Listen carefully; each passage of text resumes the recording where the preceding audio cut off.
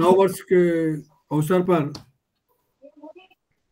हम सभी का अभिनंदन करते हैं और जंगधारा समूह यह कामना करता है कि सब लोग स्वस्थ रहें, आनंद रहें, सक्रिय रहें और लिखते रहें, पढ़ते रहें और पढ़ाते रहें।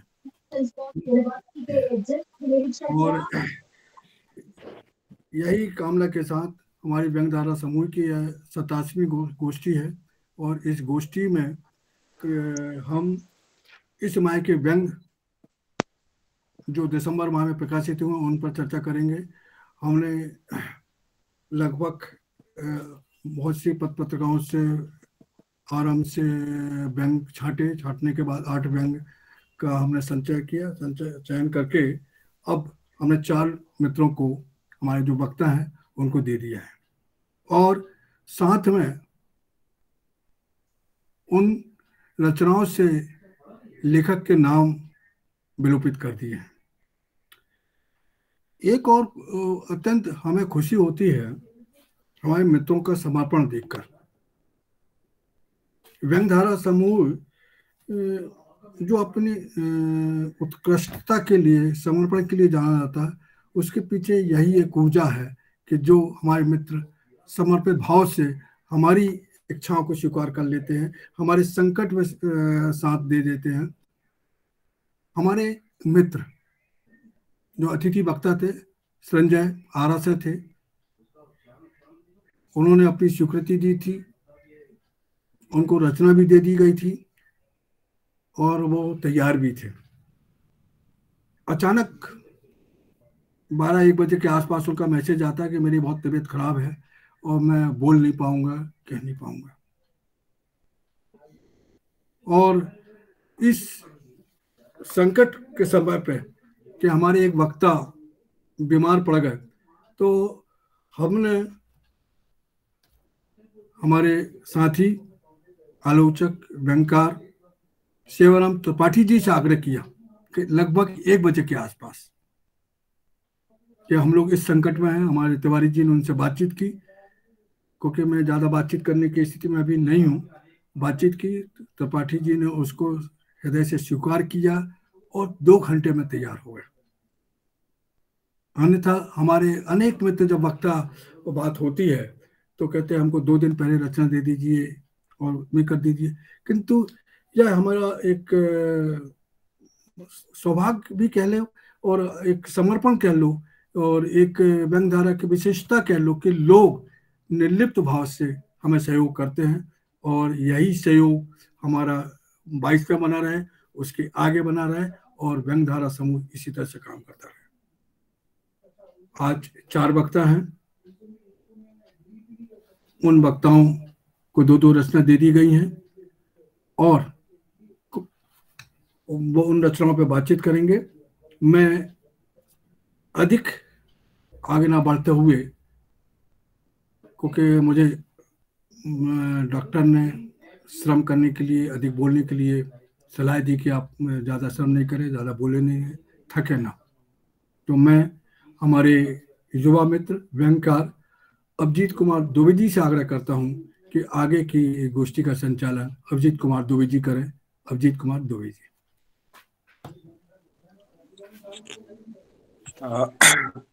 सभी मित्रों को नमस्कार। सैनी सर को जैसा कि डॉक्टर ने कहा है थोड़ा आराम करने के लिए, तो उनकी इच्छा का सम्मान करते हुए सैनी सर ने जो दायित्व दिया है मैं उसे आगे बढ़ाने का प्रयास करूंगा। मित्रों, सबको नववर्ष की अशेष शुभकामनाएं। नववर्ष में आपकी अंतस्थ ऊर्जा और सृजनात्मक तथा ऊर्ध्वमयी हो तथा आप लोगों का जीवन सम्यक एवं उत्सवमय हो। व्यंगधारा समूह की 87वीं ऑनलाइन वीडियो गोष्ठी में आप सबों का स्वागत है। जैसा कि समूह में होता आया है, गत वर्ष जनवरी 2021 से एक नवीन प्रयोग किया गया है तथा इस माह के व्यंग श्रृंखला के अंतर्गत पूरे माह में प्रकाशित व्यंग को चयनित करके 4 विशिष्ट वक्ताओं को उस पर चर्चा के लिए दिया जाता है। तो आज के जो हमारे 4 विशिष्ट वक्ता हैं, आदरणीय प्रदीप मिश्र जी सतना मध्य प्रदेश से, श्री व्यंग्य पांडे आदरणीय व्यंग्य पांडे गंगारामपुर सिटी राजस्थान से, मधु आचार्य आशावादी सर बीकानेर से, तथा प्रोफेसर सेवाराम त्रिपाठी सर रीवा मध्य प्रदेश से। तो सर्वप्रथम मैं प्रदीप मिश्र सर को आग्रह करूंगा कि उन्हें जो रचना दी गई है उस पर वो अपनी बात कहें। सभी उपस्थित वक्ताओं से अनुरोध रहेगा कि 12 से 14 मिनट में अपनी बात को रखें। तत्पश्चात समूह के अन्य साथी अगर किसी भी विषय पर अपनी बात रखना चाहते हैं तो चैट बॉक्स में उसे लिख सकते हैं, या समूह के सम्मानित सदस्यगण और भी किसी विशिष्ट बात पर, रचना से संबंधित, व्यंग से संबंधित, विमर्श से संबंधित कुछ बोलना चाहते हो तो अपनी बात को बाद में यहाँ पर रखने के लिए स्वतंत्र हैं। हमारे जो सम्मानित वक्ता हैं उन्हें भी अगर लय की बात के दरमियान कुछ विषय छूट गया है तो बाद में वह पुनः अपनी बात को रख सकते हैं। तो सर्वप्रथम स्वागत है श्री प्रदीप मिश्र जी का। प्रोफेसर प्रदीप मिश्र जी ये व्यंग्यकार हैं, आलोचक हैं। विगत दिनों इनकी एक रचना समूह में लगाई गई थी 17 दिसंबर को, डिग्री प्लांटेशन, जो काफी चर्चित रही। समूह के सदस्यों ने काफी खुलकर उस रचना पर विमर्श किया तथा रचना के द्वारा समूह में हम लोगों से भी उनका परिचय हुआ। तो प्रदीप मिश्र सर को जो 2 रचना दी गई है वे रचनाएं हैं और कितनी देर है तथा बीती को मत बिसरने दो। मैं उनसे आग्रह करूंगा इन रचनाओं पर अपनी बात को रखें। मेरी आवाज आ रही है भैया? जी सर, आ रही है। आ रही है? जी जी जी, बोलिए सर। मैंने कहीं पढ़ा था कि व्यंग जो होता है वो साहित्यिक अजायब घर में रखे विलुप्त डायनासोरों की ढांचे की तरह नहीं होता, उसकी पीली हड्डी की तरह नहीं होता, बल्कि यह एक जीवंत विधा है जिसे साहित्य में बहुत अहम भूमिका का निर्वहन करना है। और इसी वजह से यह जो कार्य है जो व्यंग हमेशा से करता रहा है उसे आगे भी करना है। और व्यंग के साथ सबसे बड़ी बात यह होती है कि यह जनमुखी होता है, और जनमुखी होने के साथ यह प्रत्यक्ष जनमुखी होता है, सीधा सीधा संवाद करता है। यह सामाजिक संरचना के विकास में जो अवरोध आते हैं उनसे पर्दा उठाता है। साहित्यिक समझ, साहित्यिक रुचि, संवेदना का विकास करता है, और जितने भी राजनीतिक सामाजिक सवाल हैं उनका उत्तर देने में व्यंग जो है वो एक श्रेष्ठ विधा है। व्यंग कथन की एक शैली रहा है, इसे स्पिरिट भी कहते हैं। इसका उपयोग करुणा को उकेरने में होता है। व्यंग का मूल्य इसी में है कि वह हमारी कमजोरी, सामाजिक विचलन से हमें कितना अवगत कराता है। अगर ऐसा नहीं करता है व्यंग तो फिर वह व्यंग नहीं है, या व्यंग भी है तो वह मूल्यहीन है। आदर्श परिस्थितियों में, आइडियल कंडीशंस में जितना डेविएशन होता है व्यंग उतना मारक बनता है। और फिर अगर उसमें हास्य भी मिल जाए तो उसमें सुर्खाब के पर लग जाते हैं। मेरे जिम में समीक्षा के लिए आज 2 व्यंग हैं। मुझे समीक्षा का दायित्व सौंपना गलत आदमी को दिया हुआ एक सही काम है। समीक्षा के लिए मैं एकदम गलत आदमी हूं। मैं पहले भी कह चुका हूं कि चाहे जो हो जाए मैं व्यंग में मीन मेष निकालने का हामी कभी नहीं रहा हूं। मैंने व्यंग की हमेशा तारीफ की है और वही करूंगा। मुझसे आप उम्मीद ना करें कि मैं व्यंग में कुछ ऐसा निकालूंगा कि ऐसा होता तो क्या होता, ऐसा होता तो क्या होता। और देखा जाए तो मीन मेष के लिए मैं नाकाबिल भी हूं। इसलिए ये एक सही काम था जिसे मैं अपना आपको गलत आदमी मानता हूं। पहला व्यंग जिस पर मुझे चर्चा करनी है वह है और कितनी देर है। यह हास्य और व्यंग दोनों का सही सम्मिश्रण है। सामाजिक नग्नता को मुस्तैदगी के साथ उकेरता है। बिल्कुल कविता नुमा है यह लेख। ये व्यंग जो है अद्भुत है, ये कविता नुमा है, एकदम धारा प्रवाह, सीधी सच्ची, बिल्कुल आम सी हमारे आसपास घटने वाली घटना है। और क्रूर होते आदमी का जो क्रूर आदमीपना है उसको ये सामने लाता है। यह इसकी खास बात है। रचना शुरू होती है कि बाबूदा के शांत होने की खबर मोहल्ले में आग की तरह फैली।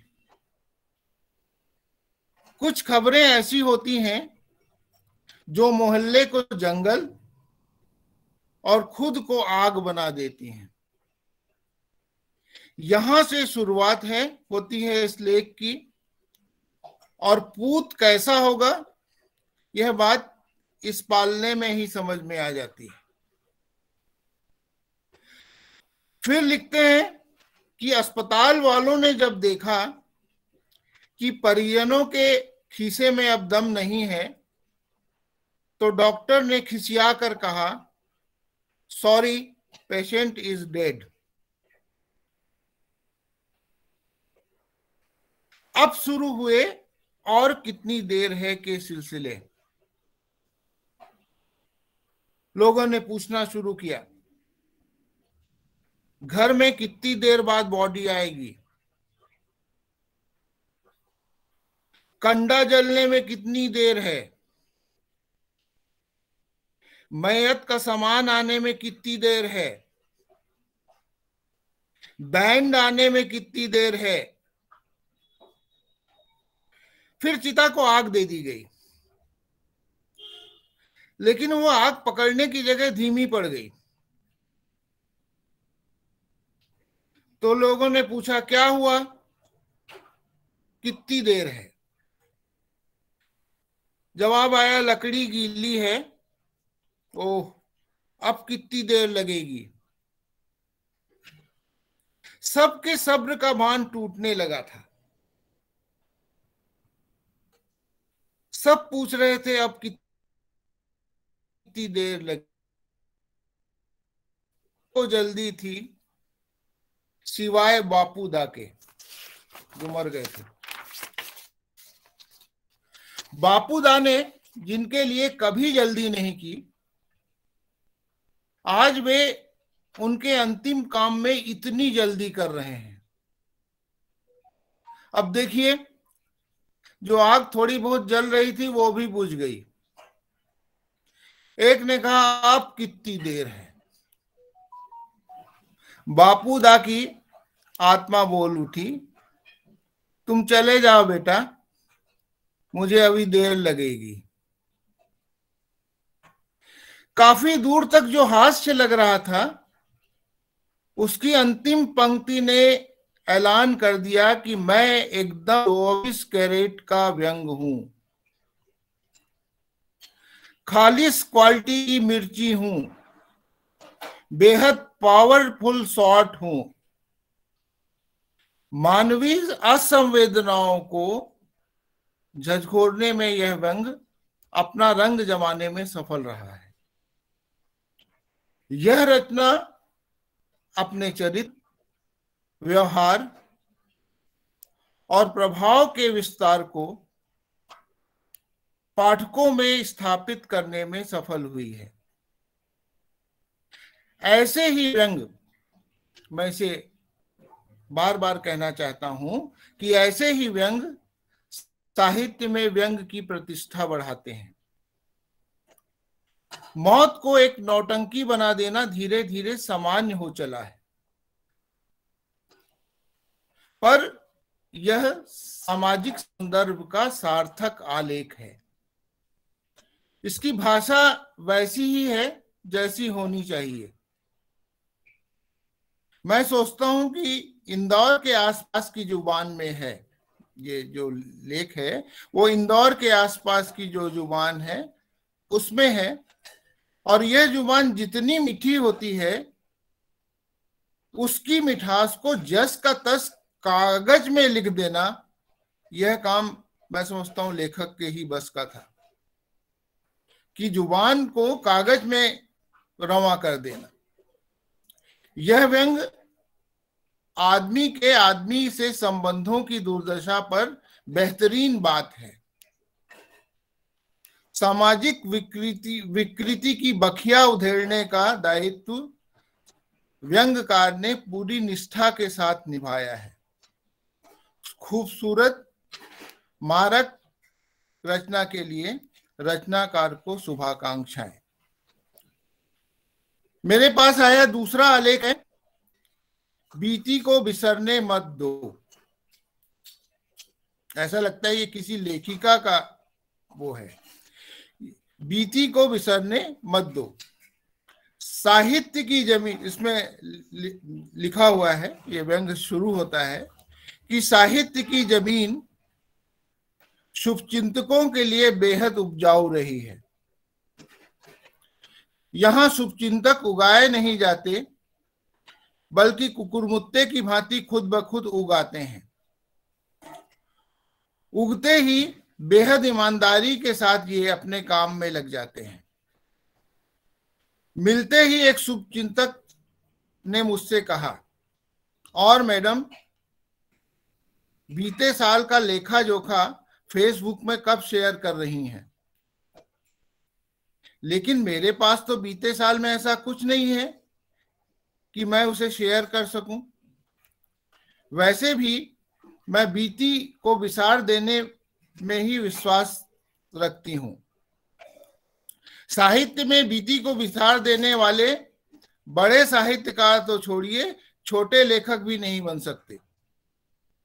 उपलब्धियों को जो बार बार गिनाए, लगातार गिनाए, वही महान साहित्यकार होता है। लेकिन मेरी पिछले साल ना तो कोई किताब आई, ना मैंने कोई गोष्ठी आयोजित की, ना किसी सम्मेलन में भागीदारी की, ना मुझे कहीं अध्यक्षी मिली, ना किसी गोष्ठी का अतिथि बनाया गया, ना सम्मान मिला। मेरा पिछला साल तो निठल्लेपन में ही निकला है। लेकिन पिछले दिनों मैंने आपको फलाने पार्क में चल रही अलाने की गोष्ठी में माइक पकड़े हुए देखा था, उसी पर कुछ लिख दीजिए। शुभ चिंतक जिद पर अड़ा था। दरअसल वह निठल्लों की गोष्ठी में कवि जो मेरा रिश्तेदार था, उसके लिए मैंने 2 शब्द कहे थे। इन्हीं 2 शब्दों को मेरी महान उपलब्धि बताकर उस पर कुछ लिखने के लिए वह शुभचिंतक दबाव डाल रहा था। अंततः शुभचिंतक की दाल नहीं गली और वह खिसियाया हुआ किसी दूसरे लेखक से कुछ शेयर कराने के लिए फोन करने में जुट गया। शुभचिंतक ऐसे ही बेसिर पैर के लोग होते हैं। वे चुनाव और राजनीति की खबरों के आगे अखबारों को कभी नहीं पढ़ते हैं। कभी कभी हीरोइनों के लव अफेयर की बात भी चाव से पढ़ लेते हैं। शहर में सूरों के आतंक की खबरों पर भी इनकी पैनी नजर होती है। लेकिन इसके बावजूद न जाने क्यों लेखक से ये एकदम फेविकॉल के जोड़ की तरह जुड़ जाते हैं और गहरा नाता भी बना लेते हैं। ये मुझे भी नहीं समझ में पड़ते, लेकिन ये पार्ट ऑफ आवर जॉब होते हैं। इस तरह की ये जो व्यंग है, इस तरह की जो साहित्यिक टीपधारी व्यंग होते हैं अक्सर ही रचे जाते हैं, और लगभग इस तरह के व्यंग लिख रहे हैं लंबे समय से, वो कभी ना कभी लिखते ही है। ये बहुतायत में इस विषय पर व्यंग लिखे जाते हैं। और ये ऐसे लेख होते हैं जो व्यंग तो होते हैं, लेकिन इनमें समझने लायक कुछ नहीं होता है। इनकी समीक्षा कम से कम मेरे जैसे के लिए तो बहुत मुश्किल होती है। इसकी समीक्षा क्या होगी यह भी मुझे समझ में नहीं आता है।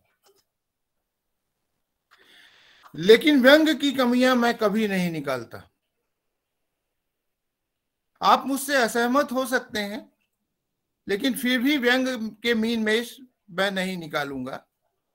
इसलिए मैं गंगा जल हाथ में लेकर भी यह कह सकता हूं कि यह व्यंग बहुत अच्छा है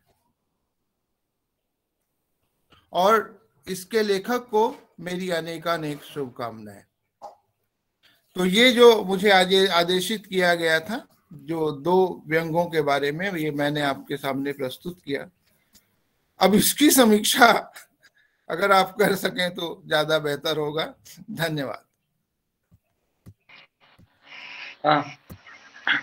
शुक्रिया आदरणीय प्रदीप मिश्र सर, सतना मध्य प्रदेश से। प्रदीप मिश्र सर, व्यंगधारा समूह का यह विश्वास है कि यह सही व्यक्ति को दिया गया सही काम था। आपने 24 कैरेट शुद्ध समीक्षा की।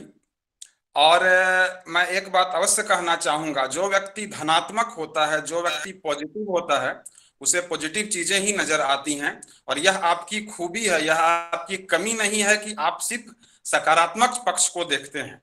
सिर्फ निंदा करने के लिए तो बहुत सारे लोग हैं, कमियां निकालने के लिए तो बहुत सारे लोग हैं। रचना की खूबियों को पाठकों के सामने लाना भी बहुत महत्वपूर्ण है और आपने वह किया। आपने समीक्षा के दौरान बहुत महत्वपूर्ण बातें कही। आपने कहा कि व्यंग प्रत्यक्ष जनमुखी होता है।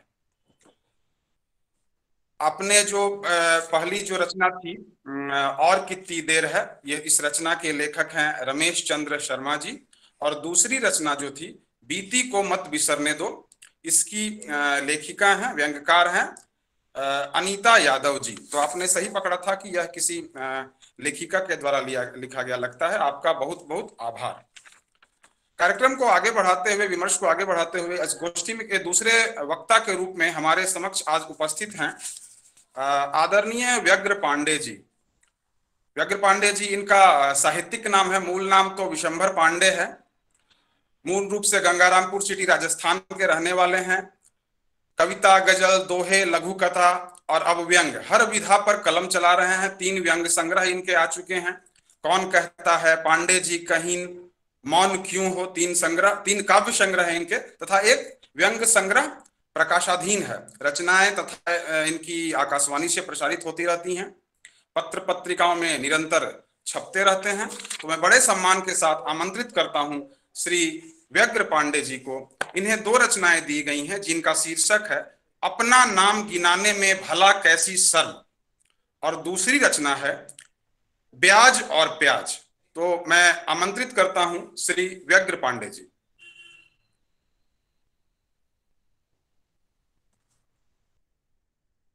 पांडे जी, आपका ऑडियो ऑफ है, अपना माइक ऑन करिए। हाँ, हेलो जी, आवाज आ रही है जी। सभी व्यंगधारा परिवार के आदरणीय महानुभावों का सादर चरण स्पर्श। मैं एक अदनासा लेखक जो एक प्रयासरत हूं। मैं पहली बार इस प्रकार की गोष्ठी में जो है आया हूं, तो कई त्रुटियां मेरे बोलने में भी हो सकती है और आप जैसों के समक्ष बोलना थोड़ा एक झिझक का कारण भी बन रहा है। तो मैं सभी को नमन करते हुए अपनी बात को आगे बढ़ाता हूं। जैसा कि व्यंगधारा परिवार ने मुझे 2 व्यंग दिए समीक्षात्मक रूप के लिए, तो मैं पहला, चाहे वो आपके क्रम में दूसरा है, लेकिन उसको मैंने पहला क्योंकि कुछ लिखा है, तो ब्याज और प्याज, इस व्यंग के बारे में वैसे तो क्या कहूंगा, क्योंकि वही बात बार बार आती है मेरे समक्ष की जब मेरे समक्ष बैठे हुए महानुभाव जिनको मैं देख करके, जिनकी रचनाओं को पढ़ करके मैं प्रयास करने लगा हूं पिछले कुछ दिनों से, कुछ महीनों से, तो मैं ब्याज और प्याज व्यंग पर कुछ कहना चाहूंगा। सबसे पहले तो आप सभी को नववर्ष की शुभकामनाएं। और ब्याज और प्याज, जैसा कि मुझसे पूर्व वक्ता आदरणीय प्रदीप जी ने कई बातें जो शाश्वत बातें हैं व्यंग की, वो हमको बतलाई। विसंगतियों पर कटाक्ष व्यंग की मूल आत्मा होती है। यहां इस व्यंग में प्रभावी ढंग से दिख भी रही है। मनुष्य की सबसे पुरानी सोच वह है कि उसके अनुसार संसार चले। इसे आधार बना लेखक ने वर्तमान में बैंक नीति, बैंक कर्मचारियों का व्यवहार को लेते हुए वर्तमान में बढ़ती महंगाई पर करारी चोट की है। अर्थात इस व्यंग में जो कुछ विसंगतियां उठाई, उन विसंगतियों के बारे में जो लेखक कहना चाहते हैं उन्होंने बखूबी कहा है अपने व्यंग के अनुसार। भाषा प्रभावी व चुटीली रही। जैसे एक उदाहरण के लिए मैं कुछ पंक्तियां इस व्यंग की उठाता हूं कि वृद्ध लोग बैंक की ओर आशा भरी निगाहों से ऐसे तक रहे हैं कि बैंक भी शर्मा जाए। इस वाक्य में जो एक व्यंग की मूल, जिस प्रवृत्ति के लिए, जिस विचारधारा के लिए व्यंग को जाना जाता है, वो इन पंक्तियों में स्पष्ट दर्शित हो रही है कि वृद्ध लोग बैंक की ओर आशा भरी निगाहों से ऐसे तक रहे हैं कि बैंक भी शर्मा जाए। तो जैसा कि कहा कि व्यंग जो है चुटीली भाषा का धनी भी होता है, तो कहीं ना कहीं हंसी भी बिखेरता है और पाठक को पढ़ते पढ़ते रोकता भी है दोबारा पढ़ने के लिए। वो बात इस व्यंग में स्पष्ट दिखाई दे रही है। आगे वो कहते हैं कि सब्जी मंडी और सब्जियों के मूल्य निर्धारण पर ध्यान ना होना, सरकार का नीति का ना होना पर अच्छा व्यंग कसा है। अर्थात उन्होंने अपने व्यंग में सरकार की जो कुछ नीतियां, जो बैंकों का व्यवहार, बैंक के कर्मचारियों का व्यवहार, उसको उन्होंने दर्शाया है कि कैसा होता है ग्राहक के प्रति। और सरकार का भी बैंकों की तरफ जो ध्यान नहीं होता, उनकी जो नीति स्पष्ट नहीं होती, उन पर भी उन्होंने बहुत अच्छा लिखा। कि क्या लिखा देखिए कि खरीदने वाला खरीदेगा, उसके पास पेट है, उसमें भूख है, उसके पास बच्चे हैं। यही नहीं, सब्जी मंडी में ग्राहकों के दुर्व्यवहार को व्यंग शैली में यथार्थ ढंग से लेखक ने, व्यंगकार ने अपनी बात को कहने का बहुत अच्छा प्रयास किया। व्यंग, और जिस व्यंग, मैं बार बार आपको निवेदन कर रहा हूं कि व्यंग जिसके लिए पहचाना जाता है, इस व्यंग में व्यंगकार ने बखूबी अपनी बात को कहने का प्रयास किया। सफल व्यंग पाठक को सोचने को मजबूर करने की क्षमता प्रदान करता है, वो जो इसमें है, वो इसमें है। व्यंग में वैचारिक व शाब्दिक कसावट है। तो मेरा प्रथम प्रयास था इस पहले व्यंग पर कुछ लिखने का जो प्रयास किया, अर्थात इस व्यंग को लिखने वाले लेखक स्पष्टतः सफल रहे। छोटा सा एक कलम किस्सू जिसको मैं कहूं, वो एक बहुत बड़े लेखक की इस कृति पर समीक्षा कर रहा है। मैं अपना सौभाग्य मानता हूं और लेखक को बार बार जो है साधुवाद और धन्यवाद देता हूं अपने इस लेख के लिए, इस व्यंग लेख के लिए। अब बात आती है दूसरे व्यंग की। दूसरा व्यंग, अपना नाम गिनाने में भला कैसी शर्म। मुझे एक पुरातन परंपरा आपके यहाँ होती हो या नहीं होती हो, लेकिन मेरे यहाँ रही, आजकल नहीं है, लेकिन मैंने अपने जीवन में देखा कि स्त्री अपने पति का नाम नहीं लेती थी, पुरुष अपने बड़े बूढ़ों का नाम नहीं लेते थे। एक ऐसी परंपरा थी बहुत सालों पहले। अब इसमें आया है कि अपना नाम गिनाने में भला कैसी शर्म। तो अपने लोगों का या अपना नाम गिनाने में कई बार लोग पीछे रह जाते हैं अपना नाम नहीं गिनाने के कारण, और उस दौड़ में बहुत पीछे, योग्यता होने के बाद भी और बहुत पीछे रह जाते हैं। तो यहां भी लेखक ने बहुत कुछ लिखने की कोशिश की। साहित्य और साहित्यकार में जो इन दिनों कुछ विसंगतियां प्रवेश कर गई, जैसे तू मुझे बुला मैं तुझे बुलाऊं, तू मुझे लाइक कर मैं तुझे लाइक करूं, जो हम आम देखते हैं रोजाना प्रतिपल। आजकल ऐसा बन गया है, कहीं जैसी मान लीजिए साहित्यिक संगोष्ठियां होती है तो भाई तुम मुझे बुलाओगे तो मैं तुम्हें बुलाऊंगा, इस हाथ लेना और उस हाथ देना, इसको बखूबी निभाने का प्रयास किया है लेखक ने। उन्होंने एक बहुत अच्छी बात भी अपने इस व्यंग में लिखा कि बाबा तुलसी की चौपाई का एक बहुत अच्छा प्रयोग किया है, और वो ये कि निज कवित्व के ही लागिन नीका और सरस हो अथवा अतिथि का। बहुत प्यारा प्रयोग किया, मुझे बहुत अच्छा लगा। मैंने इस व्यंग को उस पहले वाले व्यंग से कुछ अधिक पढ़ा और कहीं कहीं हंसी भी मुझे आई, तो ये भी लगता है कि ये व्यंग में कहीं भी ऐसी मुझे त्रुटि नजर नहीं आई कि मैं इस व्यंग को कमसीन कहूं, लेकिन फिर भी इसके अलावा कई आम कहावतों का और मुहावरों का प्रयोग इस व्यंग में किया, लेकिन वो कहावतें और मुहावरे कुछ आम प्रचलित थे जो प्रभाव नहीं छोड़ पाए। प्रयोग बहुत अच्छा था, लेकिन पाठक को जो एक प्रभाव छोड़ते हैं वो नहीं छोड़ पाए। मेरी इस समीक्षात्मक टिप्पणी पर जो मैंने इन दोनों व्यंगों पर इस संक्षिप्त सी टिप्पणी दी, मुझे दोनों व्यंग बहुत अच्छे लगे। मैं दोनों रचनाकारों को जो है इस सफल व्यंगों के लिए साधुवाद प्रदान करता हूं और काव्य व्यंग धारा परिवार के सभी वरिष्ठ जनों को पुनश्च नमन करता हूं, और मुझे आपने इस हेतु समझा, इसके लिए मैं आप सबका आभारी हूं। धन्यवाद। आपका बहुत बहुत आभार आदरणीय व्यग्र पांडे जी।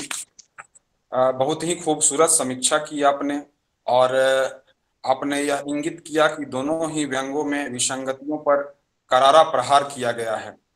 जब आप दूसरी व्यंग रचना पर चर्चा कर रहे थे, अपना नाम गिनाने में भला कैसी शर्म, तो मुझे स्वर्गीय सुशील सिद्धार्थ की 4 पंक्तियां याद आ रही थी। हालांकि मुझे बस आखिरी की 2 पंक्तियां ही याद आ रही हैं कि अभी बहुत कुछ निकलेगा करिए और खुदाई सर, अभी बहुत कुछ निकलेगा करिए और खुदाई सर, मैं देता बस दुहाई सर।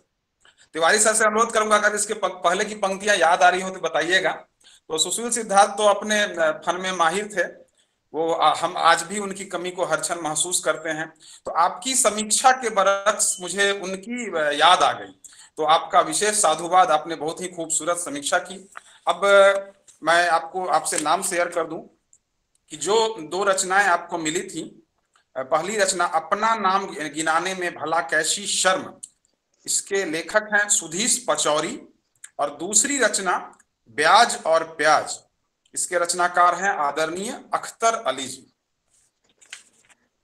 कार्यक्रम में अब मैं अनुरोध करूंगा आदरणीय मधु आचार्य आशावादी सर से कि उन्हें जो 2 रचनाएं दी गई हैं, साहब छोटेलाल और किसान आंदोलन तथा महान बनने का अनोखा अवसर। मधु आचार्य आशावादी सर दैनिक भास्कर बीकानेर के संपादक हैं, आलोचक हैं, नाटककार हैं, व्यंग्यकार हैं, 100 से अधिक पुस्तकों के लेखक हैं, हिंदी तथा राजस्थानी पर समान अधिकार से लिखते हैं। और मुझे लगता है कि मधु आचार्य सर का जो व्यक्तित्व है, उनके विषय में कुछ बोलना सूरज को दीपक दिखाने के समान है। तो मैं बस अनुरोध करूंगा मधु सर से कि वो आए और अपनी उपस्थिति से, अपने शब्दों से हम सबको समृद्ध करें। स्वागत है मधु सर का। व्यंग धारा के सभी साथियों को नमस्कार। मुझे जो 2 व्यंग दिए गए, पहला व्यंग है साहब,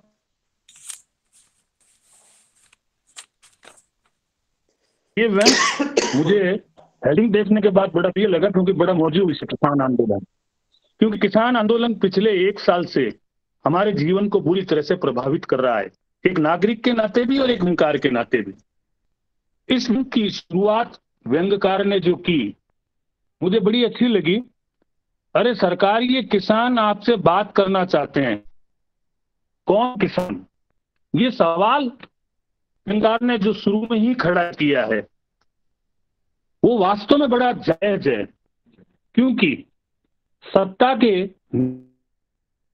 समय बड़े भद्दे तरीके से आंदोलन करने वाले लोगों को बहुत ही नीचा दिखाते हुए उन पर आरोप गढ़े थे। ये अलग बात है कि बाद में उसी सरकार के मुखिया को बिना उनसे वार्ता किए हुए यू टर्न लेना पड़ा और अपने 3 कृषि बिलों को वापस लेना पड़ा। ये व्यंग, कम से कम मैं जिस तरह के व्यंग की अपेक्षा रखता हूं, क्योंकि मैं हमेशा कहता हूं लोग कालजयी रचना की बात करते हैं, और मेरी नजर में कालजयी रचना वो होती है जो अपने समय के सत्य का प्रतिनिधित्व करती है। और आज के समय का सच किसान आंदोलन था, तो मैं तो इसे बहुत सार्थक सामयिक रचना मानता हूं। इसमें बहुत करीने से बताया गया है कि किस तरह से सत्ता किसान को देखती है, वो उसे अन्नदाता तक स्वीकार नहीं करती। हमारी भारतीय परंपरा में किसान को अन्न देने वाला, अन्नदाता, अन्नपूर्णा तक की बातें की जाती रही है, लेकिन सरकार की नजर में वो एक व्यक्ति भी नहीं है। उनका यह कहना था कि जो किसान सड़क पर बैठे हैं वो किसान खेती थोड़ी करते हैं, ये लोग तो वो लोग हैं, व्यंग्यकार ने इसमें बताया है कि वो लोग जो शिमला में सर्दी के मौसम में घूमने जाते हैं। आपको पता होगा कि हरियाणा के एक मंत्री ने किसान आंदोलन के मुखिया के एसी में सोने पर भी ऐतराज किया था, उनके भरपेट खाने पर भी ऐतराज किया था। ये कौन से दौर की मानसिकता है? जैसे हम साहित्यकारों के बारे में कहा जाता है, आज जैसे अभिजीत दुबे जी को मैं देख रहा हूं, बड़े आराम से बैठे हैं, अच्छे कपड़े पहने हुए, तो वो तो ये चाहते हैं कि साहित्यकार तो वो हो जो जिसके दाढ़ी बड़ी हुई हो, चेहरा साफ नहीं हो, झोला लटकाए हुए हो। क्यों चाहते हो आप ये लोग? तो आप क्यों चाहते हो कि किसान समृद्ध नहीं हो? आप ही ने तो कहा था कि किसान की आय दुगनी करनी है, किसान को संपन्न करना है, किसान को धनवान बनाना है, और उसके बाद आप उसी का ऐतराज करते हो। गढ़ी हुई परिभाषाएं, गढ़े हुए जितने भी व्यक्तित्व हैं, ये सब एक उस अवसरवादी सत्ता के सोच जो ये चाहते हैं कि स्थितियां कभी भी ना बदले, स्थितियों में परिवर्तन ना हो। उस स्थितियों के चित्रण का इस व्यंग में व्यंग्यकार ने बहुत शानदार तरीके से कटाक्ष किया है उनपे। भाई क्यों किसान अडानी और अपमान्य क्यों नहीं बन सकता? किसान इतना धनवान क्यों नहीं हो सकता? क्या जिसके पास पैसा है उसे किसान नहीं होना चाहिए? केवल गरीब ही किसान होगा, ये कौन सी धारणा है? ये किसकी धारणा है? मार्क्स ने तो अपनी पूंजी में कभी इस बात की कल्पना नहीं की थी, गांधी ने तो कभी ये कल्पना नहीं की थी, फिर आज की सत्ता ये कल्पना क्यों करती है? इस व्यंग में 2-3 जगह व्यंग्यकार ने ऐसे सामयिक टर्न दिए हैं अपने व्यंग में जो वास्तव में पढ़ने वाले को चकित करते हैं। और मैं तो ये मानता हूं कि आज जिस गोदी मीडिया के दौर में ऐसे व्यंग आते हैं तो वो पढ़ने वाले की आंखें भी खोलते हैं। इस व्यंग की मैं आपको 1-2 लाइनें जरूर सुनाना चाहता हूं। वो कहते हैं, क्यों सर कोई है क्या इनके किसान होने में? जिस तरह के कपड़े पहने हुए हैं, मसलन जीन्स, शर्ट, कोट वगैरह, उनको देखकर कहीं से लगता है कि सब किसान है। अरे हाँ, हम तो भूल ही गए कि आप कपड़ों से ही आदमी को पहचानते हैं। आपको याद होगा एक जगह सांप्रदायिक दंगे हुए थे, तब हमारे देश के गृह मंत्री और प्रधानमंत्री ने कपड़ों को देखकर किसी एक वर्ग को इंगित कर दिया था। तो आप कपड़ों से आदमी को पहचानते हैं। आदमी की पहचान उसके विचार से होती है, उसके व्यवहार से होती है, और उसके कर्म से होती है। वो किसान 1 साल तक जो आंदोलन कर रहे थे, किस लिए कर रहे थे? क्या राकेश टिकैत को अपनी संपत्ति को बढ़ाना था, या अपने खेतों की रक्षा करनी थी, या अपने को किसी पद पर ले जाना था? वो आम किसान की लड़ाई लड़ रहे थे। तब व्यंग्यकार का ये वाक्य मुझे कम से कम बहुत गहरे तक प्रभावित कर गया। इस व्यंग की 1-2 बातें आगे और है जिसको मैं शेयर करना मेरा दायित्व समझता हूं। आप देखिए, ठीक है साहब, पर बहुतेरे किसान जो आंदोलन में हैं गरीब भी हैं। ये लेखक का सोच है, व्यंग्यकार का सोच है। क्योंकि गरीब, आपने देखा होगा किसान आंदोलन के समय इतना अनुशासन मैं किसी बड़े से बड़े राजनीतिक दल के आयोजन में भी नहीं देखता। जिस करीने से वो सफाई करते थे, जिस करीने से वो खाना खाते थे और जिस करीने से वो आंदोलन के लिए पैदल चलते थे, ये उन राजनीतिक दलों में नहीं है जो अपने आप को दुनिया का सबसे बड़ा राजनीतिक दल कहते हैं। अंत में जाकर इस व्यंग में व्यंगकार थोड़ा सा फिसला है मेरी नजर में, क्योंकि अंत में जाते जाते उन्होंने ये कहा, उनसे वार्ता करने के लिए जब छोटे लाल कहता है कि गुरुजी आप बताइए कि ये क्या है, तब वो स्पष्ट इस बात को नहीं कर पाए कि किस तरह से एक अहंकारी सत्ता को उस किसान के सामने झुकना पड़ा। उस बात की पूरी पुख्तगी से बात वो अपने बात में समेट नहीं पाए।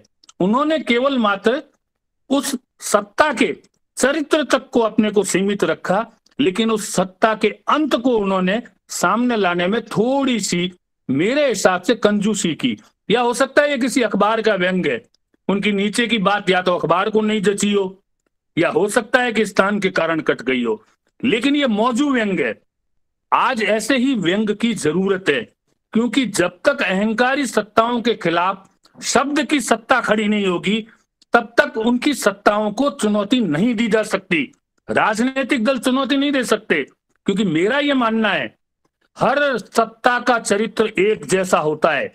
मैं किसी एक दल की सत्ता की बात नहीं करता, सत्ताओं का चरित्र एक जैसा होता है। वो आंदोलन करने वालों के प्रति यही नजरिया रखते हैं कि ये तो असली है ही नहीं, ये तो नकली हैं, ये तो विपक्षियों के खड़े किए हुए हैं, इनके कपड़े देखो, इस आराम से भोजन कर रहे हैं, ये शराब पी रहे हैं, ये बांस खा रहे हैं। ये टिप्पणियां नहीं, वो किस बात के लिए लड़ रहे हैं। हमेशा मुद्दों से भटकाने की राजनीति हमेशा भारत के आंदोलन को कमजोर करती रही है, और उसी का हश्र है कि हमारा लोकतंत्र दिन ब दिन कमजोर हुआ है। मुझे बताइए, जब भीमराव अंबेडकर ने भारत के संविधान को लिखा था, तो उस समय भी उन्होंने उपचुनाव की व्यवस्थाएं की थी। उपचुनाव होंगे, लेकिन उसके आधार क्या थे? ये कौन से उपचुनाव होते हैं? अब एक विधायक जीता, दूसरे में जाने के लिए इस्तीफा दिया, इस्तीफा देकर वापस वही चुनाव लड़ रहा है। तो भैया चुनाव लड़ने की पहले जरूरत क्या थी? उसका कोई प्रावधान या उस सोच को अंबेडकर जैसा आदमी भी नहीं सोच पाया था। तो ये सत्ताओं का चरित्र है, वो हर आंदोलन को इसी तरफ भटकाते हैं। हालांकि क्योंकि मैंने कहा अंत में थोड़ा सा परहेज सा कर गए व्यंगकार, लेकिन जितना व्यंग है उतना व्यंग बहुत ही करीने से, बहुत मारक और असली व्यंग है, जो मैं रोज कहता हूं कि सत्ता के खिलाफ खड़ा होने वाला व्यंग ही असली व्यंग होता है।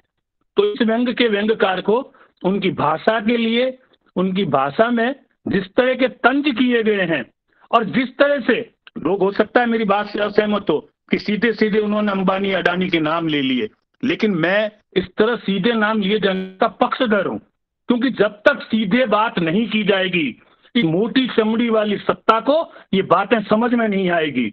इसलिए मैं व्यंगकार को भाषा के लिए, व्यंजना के लिए, तंज के लिए और प्रतीकों के लिए अपनी तरफ से बहुत बहुत बधाई देता हूं, साधुवाद देता हूं। मुझे ये व्यंग बहुत अच्छा लगा। अब मेरे पास दूसरा व्यंग है। दूसरा व्यंग महान बनने पे है। महान बनने का अनोखा उत्सव।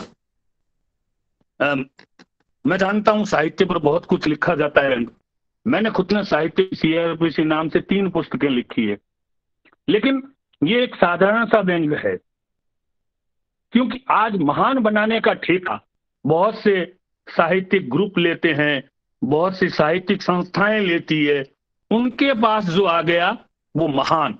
लेकिन जिस तरह के इस तरह के महान लोग बनाने वाले और महान बनने वाले, हमारे यहाँ राजस्थानी में गीत चलता है मोहम्मद सदीक साहब का, वो बड़ा राजस्थानी में गीत है लेकिन बड़ा अच्छा सा गीत है। आ मारा बेली संपट पाठ, मैं तने चाटू तू मने चाट। एक दूसरे की तारीफ कर करके बड़े बनने वाले लेखक, उन पर एक व्यंग किया गया। बड़ा रोचक तो है, चुटीला है, लेकिन विषय बहुत पुराना है और साहित्यकारों तक सीमित है। मित्रों, मेरा तो यह आग्रह है कि साहित्य की विसंगतियों पर भी व्यंग लिखे जाने चाहिए। मैं मना नहीं करता, लेकिन आज का दौर वैसा दौर नहीं है। ये दौर संवेदना संकट का है, दौर शब्द के सामने आए संकट का है। उस दौर में शब्द की साधने वालों को व्यंग के केंद्र में लाने से हम इतना बच पाएंगे, शायद भला करेंगे, क्योंकि और बहुत से विषय हैं। आप देखिए अमेजन, एमेक्रॉन, तीसरी लहर, इनके पीछे का व्यंग देखिए। आपदा में अवसर का व्यंग देखिए कि किस तरह से बड़े बड़े लोगों के कर्जे माफ हो गए। बहुत से विषय हमारे सामने अब भी खुले पड़े हैं। मेरी हमेशा से शिकायत रही थी कि किसान आंदोलन को लेकर कम लिखा जा रहा है, लेकिन अब धीरे धीरे जिस तरह की व्यंग रचनाएं आ रही है, ऐसे ही अनेक विषय हमारे सामने है। राजनीति, अब आप देखिए, मैं तो हमेशा अपनी आपसी बातचीत में भी मैं कहता हूं, आपने गौर किया हो तो उत्तर प्रदेश के चुनाव, एक भी राजनीतिक दल ऐसा नहीं है, चाहे वो कांग्रेस, चाहे भाजपा, चाहे सपा, चाहे आम आदमी पार्टी, चाहे बहुजन पार्टी, सारे के सारे धार्मिक स्तर से अपना चुनाव प्रचार शुरू कर रहे हैं। तो धर्म को लेकर जिस तरह से जनता को गुमराह करने की कोशिश की जा रही है, वैसे विषय भी है हमारे सामने। लेकिन साहित्य में उन्होंने एक रोचक तरीके से व्यंग जरूर लिखा है। ऐसा होता है और होता है क्योंकि साहित्य में भी दो विपरीत विचारधाराएं सदैव जीवित रही है। हम अच्छी तरह से जानते हैं, एक विचारधारा वो जो प्रगतिशीलता में विश्वास करती है, और दूसरी विचारधारा कलावादियों की विचारधारा है, जो कला को कला मानते हैं। और कुछ लोग हैं कला को जीने का जरिया मानते हैं, जीने का सलीका मानते हैं, सामाजिक चेतना का माध्यम मानते हैं। लेकिन मैं ऐसा नहीं कह रहा कि जिन्होंने व्यंग लिखा है वो व्यंग घटिया लिखा है। मैं विषय के चयन पर बात कह रहा हूं। लेकिन जिस विषय को उन्होंने उठाया, उस विषय की उन्होंने बहुत ही करीने से पालना की है, बहुत अच्छे तरीके से लिखा है। लेकिन मौजू विषय नहीं लगा मुझे। और इन दोनों व्यंगकारों में कम से कम भाषा की एक शालीनता थी, भाषा की एक गरिमा थी। उसके लिए मैं इन व्यंगकार महोदय को भी बहुत बहुत साधुवाद देता हूं, धन्यवाद देता हूं और अपनी बात को समाप्त करता हूं। मुझे अवसर दिया रमेश तिवारी जी, रमेश सैनी जी, भाई अभिजीत, सबका बहुत बहुत शुक्रिया। नमस्कार।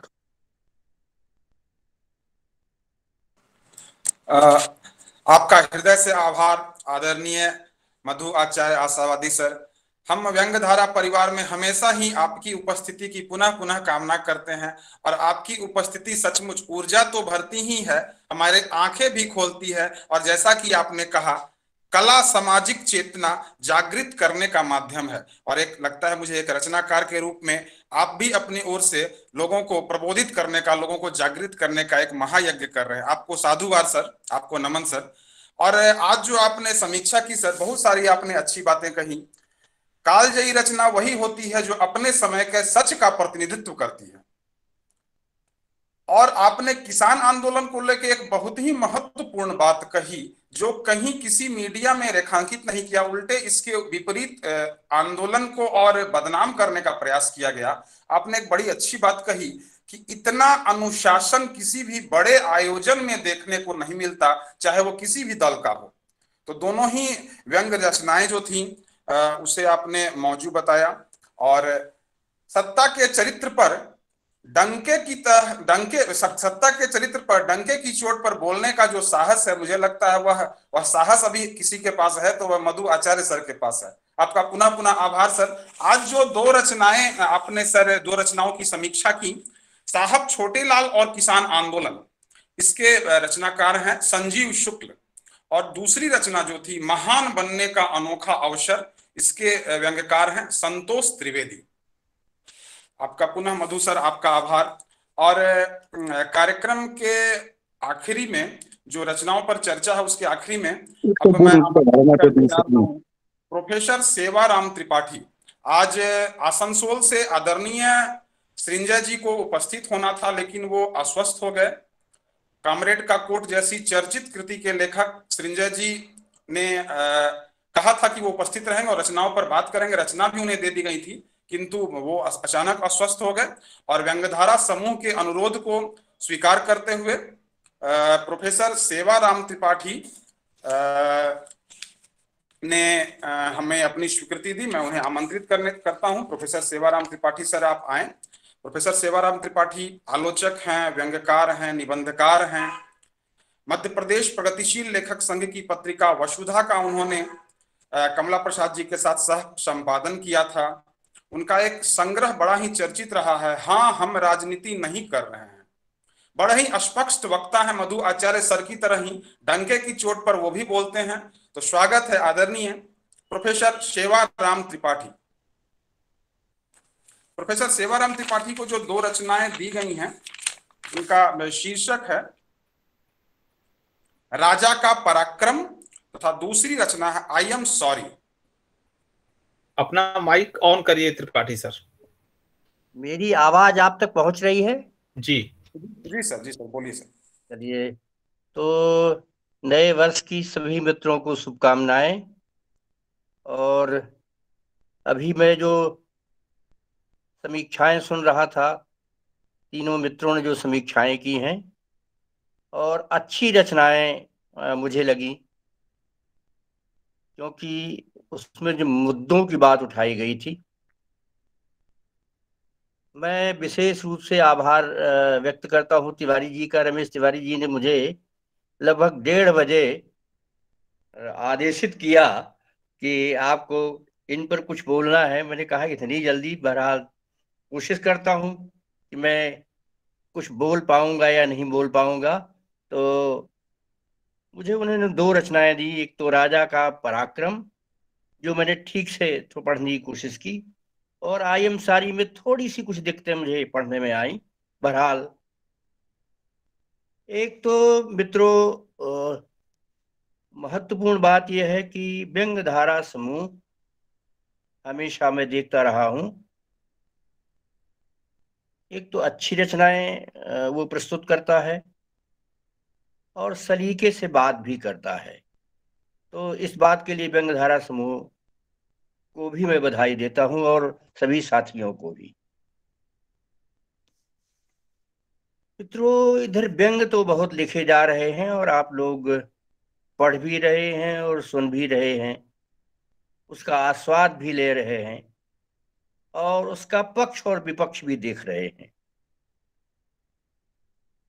हम आप सभी जानते हैं कि व्यंग कभी मजा लेने के लिए तो लिखा नहीं जाता है। मेरे ख्याल से व्यंग विद्रूप से, विसंगतियों से, अंतर्विरोधों से, विरोधाभासों से ही हमारे समाज में आता है। और सबसे बड़ी बात है कि वो हमारे समय को उपस्थित करता है, हमारे समय को रिप्रेजेंट करता है, उसकी विसंगतियों और विद्रूपताओं को प्रकट करता है। और मुझे लगता है कि व्यंग के लिए या लेखन के लिए विषयों की कोई कमी नहीं है। इतने विषय हैं और जिन पर हम सब में लिख भी नहीं पाते हैं। जैसे राजनीतिक तमाम जो एटमॉस्फेयर है वो तो है ही है, हमारा जो सोशल एटमॉस्फेयर है वो भी है, धार्मिक एटमॉस्फेयर भी है, और मैं तो ये कहता हूं कि हमारा जो पारिवारिक जीवन है और सामाजिक जीवन है, इसमें बहुत सारी चीजें ऐसी पैदा हो गई हैं जिस पर हमें फोकस करना चाहिए और हमारे कुछ मित्र उस पर फोकस भी कर रहे हैं। तो व्यंग की जिम्मेदारी बहुत है। व्यंग हमेशा जिम्मेदारी का वायस रहा है, चाहे वो परसाई जी रहे हो या शीला शुक्ल रहे हो या शरद जोशी रहे हो। सभी लोगों ने, सभी मित्रों ने जो भी व्यंग लिखते हैं, उनका सबसे बड़ा नजरिया यही होता है कि वो अपने समय से मुठभेड़ करें और समय की वास्तविकताओं को रेखांकित करें। और हम आप सभी जानते हैं कि व्यंग हमेशा प्रतिपक्ष में होता है, वो पक्ष में नहीं होता है। वो सरकार के खिलाफ होता है, वो मीडिया के खिलाफ होता है, क्योंकि सरकार और मीडिया का जो चरित्र है हमारे देश में, ये अब बहुत उजागर हो चुका है और उसको कुछ समझने की जरूरत नहीं है। तो ये व्यंग मेरे सामने है, राजा का पराक्रम। इसमें 2-3 मुद्दे मुझे दिखाई पड़े। एक तो भ्रष्टाचार बहुत बड़ा मुद्दा है, जिसको सारे लोग जानते हैं लेकिन सब लोग बच बच के निकलते हैं। तो जो सत्ता में होते हैं वो भी जानते हैं, और जो मीडिया कर होते हैं वो भी हैं, और मीडिया के लोग भी होते हैं, और जो उससे संबद्ध होते हैं वे भी उससे इत्तेफाक रखते हैं, उसमें शामिल रहते हैं, लेकिन कोई किसी से बोलता नहीं। हमारे सामने भ्रष्टाचार की अनंत घटनाएं घटती रहती हैं। जैसे पुल बनता है और उद्घाटन होने के पहले ही पुल राम धराशायी हो जाते हैं और सब चीजें मिटा दी जाती हैं। 1-2 महीने तक चर्चा होती है, उसके बाद वो चर्चाओं से बरी हो जाते हैं। उसी तरह से अनंत योजनाएं विकास का नाम हमारे देश में बहुत है, तो विकास की अनंत योजनाएं चलती हैं और वो निरंतर लहूलुहान होती रहती हैं, चलती रहती हैं और विकास का बाजा बजाती रहती हैं। तो ये जो व्यंग मेरे सामने है, राजा का पराक्रम, मुझे एक पुरानी कहानी भी याद आ रही थी कि राजा जो करता है वो किसी को देखने नहीं देता और सब उसकी तारीफ करते हैं, वाह राजा कितने अच्छे कपड़े पहने हुए हैं। एक बच्चे में ही ये ताकत थी कि उसने कहा कि राजा कहाँ कपड़े पहने हो, तो राजा नंगा है। तो यही हाल इसमें भी है कि सारी चीजें सत्ता जानती है, सत्ता में बैठे लोग जानते हैं, लेकिन एक दूसरे को बचाने का उपक्रम करते रहते हैं। तो व्यंग मुझे अच्छा इसलिए लगा कि व्यंग छोटा है लेकिन इसमें कुछ मुद्दे की बातें उठाई गई हैं। तो मैं पहला इसका वाक्य पढ़ता हूं। शीर्षक है राजा का पराक्रम। यूं तो राजा के बहुत सारे शौक थे, होते ही हैं। राजा है तो होने भी चाहिए, ऐसा लोग बाग मानते भी हैं, इसमें कहीं कोई दिक्कत भी नहीं है। फिर राजा बोलता कैसा है, और जिस राजा को सड़क का लोकार्पण करना है वो सुबह से सजा है, एक्साइटेड है। तो उस पर जो चुटकी ली गई है उसे देखें। आज सुबह से ही राजा बहुत खुश है और एक्साइटेड भी है। आज उसे करोड़ों की लागत से बनी एक नई नवेली सड़क का उद्घाटन करने जाना है।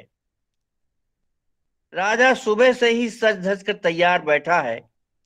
वह नियत समय पर निश्चित जगह पर वह अपनी लंबी चौड़ी राजसी टीम के साथ पहुंच गया उद्घाटन करने।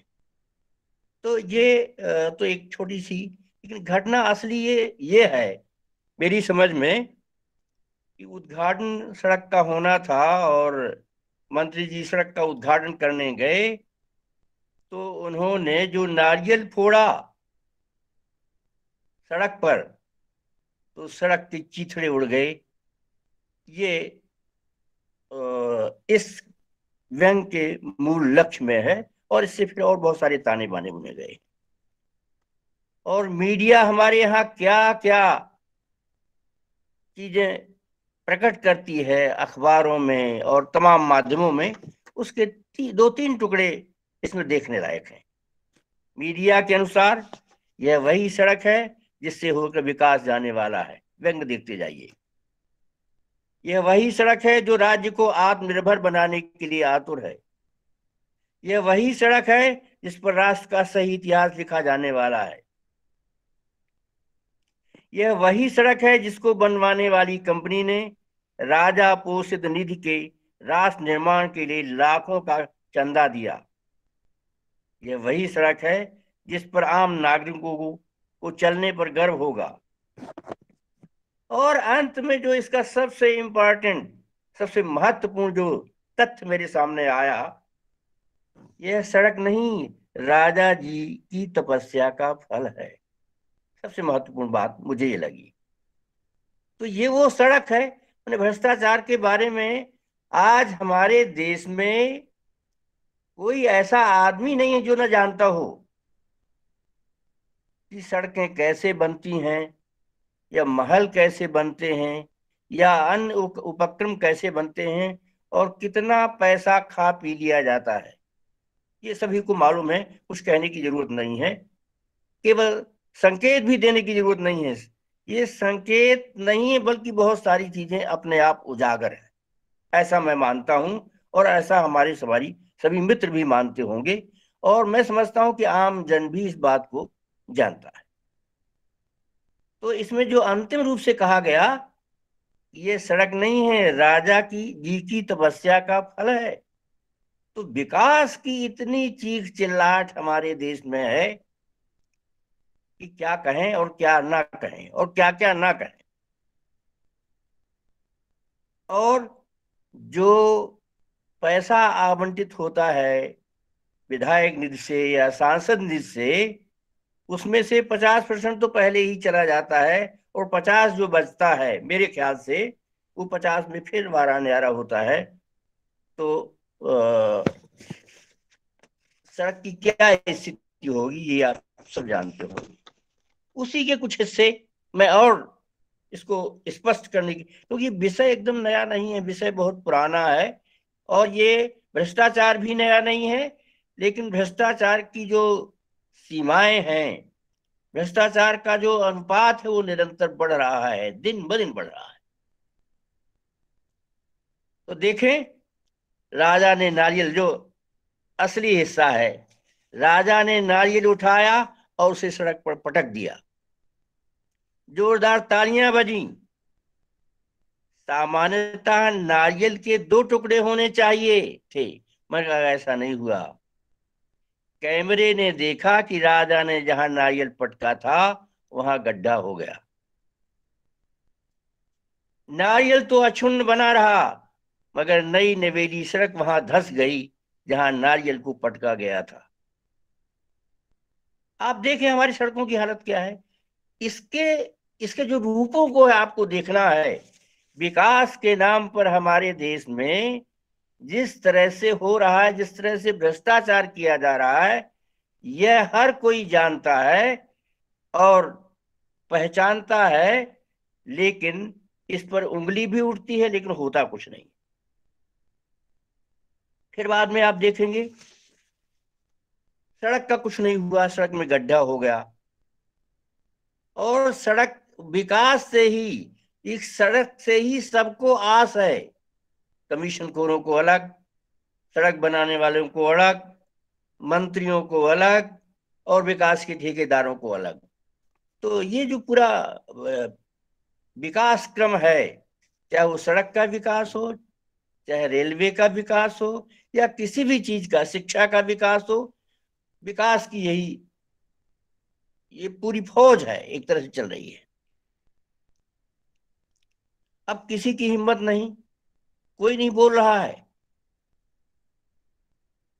आगे देखें, मीडिया कर्मी तो लगभग 15-20 दिन पहले शुरू हो जाते हैं, ये होने वाला है, ऐसा होगा और वैसा होगा, वैसा होगा। और जब वो घटना घट गई तो पता चल गया कि क्या हुआ। तो देखें, अंत में एक हिस्सा देखें इसका। इसकी भाषा भी बहुत शालीन है, इसमें कोई उठा पटक नहीं है। तो जो रिपोर्टिंग करने आई एक महिला थी, उसने जो कहा उसको जरा देखें। व्यंग वहां भी है, व्यंग तो जगह जगह पर है, परंतु एक महिला मीडिया कर्मी ने रिपोर्टिंग में सबसे बड़ी बाजी मार ली। बाद में क्या हुआ था कि सड़क फिर दूसरी जगह जब तोड़ा गया नारियल, तो नारियल टूटा, पटका गया तो नारियल फूट गया। लेकिन असली मजा तो वही था कि नारियल जहां फोड़ा गया था वहीं गड्ढा हो गया। तो मीडिया कर्मी ने रिपोर्टिंग में सबसे बाजी मार ली जब उसने बहुत अदा से यह कहा, इतना बलशाली राजा मगर रहता कितना सिंपल है। वह सड़क का गड्ढा नहीं, ये तो उसका डिंपल है। ये जो गड्ढा बना है, ये गड्ढा नहीं है, उसका डिंपल है। तो ये राजा का पराक्रम है कि किसी तरह उसने सड़क को उद्घाटित करते हुए, लोकार्पित करते हुए कम से कम नारियल तो तोड़ लिया, ये उसका बहुत बड़ा पराक्रम। तो इस व्यंग में नया नहीं है विषय, पुराना विषय है, लेकिन इसे जैसे प्रस्तुत किया गया हो और जो हाल में घटना घटी है उसी पर यह केंद्रित है, इसलिए मुझे लगा कि यह समसामयिक न होते हुए भी हमारे समय की वास्तविकता को प्रकट करने में सक्षम रहा ये व्यंग। विकास की जो स्थिति है हमारे देश में, हर चीज, ये तो केवल एक उदाहरण है। विकास आप चाहे जहां देखेंगे, चाहे वो सड़कों में आप देखें, चाहे वो अन्य जगहों पर आप देखें, वह सब कुछ दिखाई पड़ता है साफ साफ, लेकिन उसे अनदेखा किया जाता है सत्ता के द्वारा, सरकार के द्वारा, मीडिया के द्वारा और अन्य सबों के द्वारा। ये बहुत साफ साफ बात है। तो मैं लेखक को बधाई देता हूं इस व्यंग के लिए कि भले ही उन्होंने विषय पुराना चुना हो, लेकिन ठीक ठिकाने से इसमें बात की गई। दूसरा व्यंग है आई एम सॉरी। बहुत छोटा सा व्यंग है इसमें, और मुझे लगता है, जो मैं इसको समझ पाया हूं, कि आजादी को मिले हुए 74 साल हो गए। 1947 में आजादी, केवल 1947 का जिक्र है, उसके बाद से आप पता कर सकते हैं कि हमारे देश में क्या क्या हो रहा है। और इसके बावजूद भी हमारे नागरिकों का इम्यूनिटी सिस्टम बहुत अच्छा है कि इतने पतन के बाद भी इतना कुछ हो रहा है देश में, भ्रष्टाचार इतना ज्यादा फैला हुआ है, अनदेखी इतनी ज्यादा हो रही है, और बहुत सारी चीजों को टालने की कोशिश हो रही है। संकट आते रहते हैं, लेकिन उन संकटों को अनदेखा किया जाता है, तमाम कमियों को अनदेखा किया जाता है, केवल दावे पर दावे किए जाते हैं। ये पहली सरकारों ने भी किया है और इस सरकार भी दावा कर रही है। तो पूरा हिंदुस्तान को एक तरह से रोबोट बना दिया गया है। इसमें लेखक ने, व्यंगकार ने कहने की कोशिश की है कि रोबोट बना दिया गया है, सारी चीजों को अनदेखा किया जा रहा है। मौतें हो रही हैं, संकेत वहीं सब कुछ जाते हैं, मौतें हो रही हैं, लेकिन सरकार को दिखाई नहीं पड़ रहा कि मौतें हो रही हैं।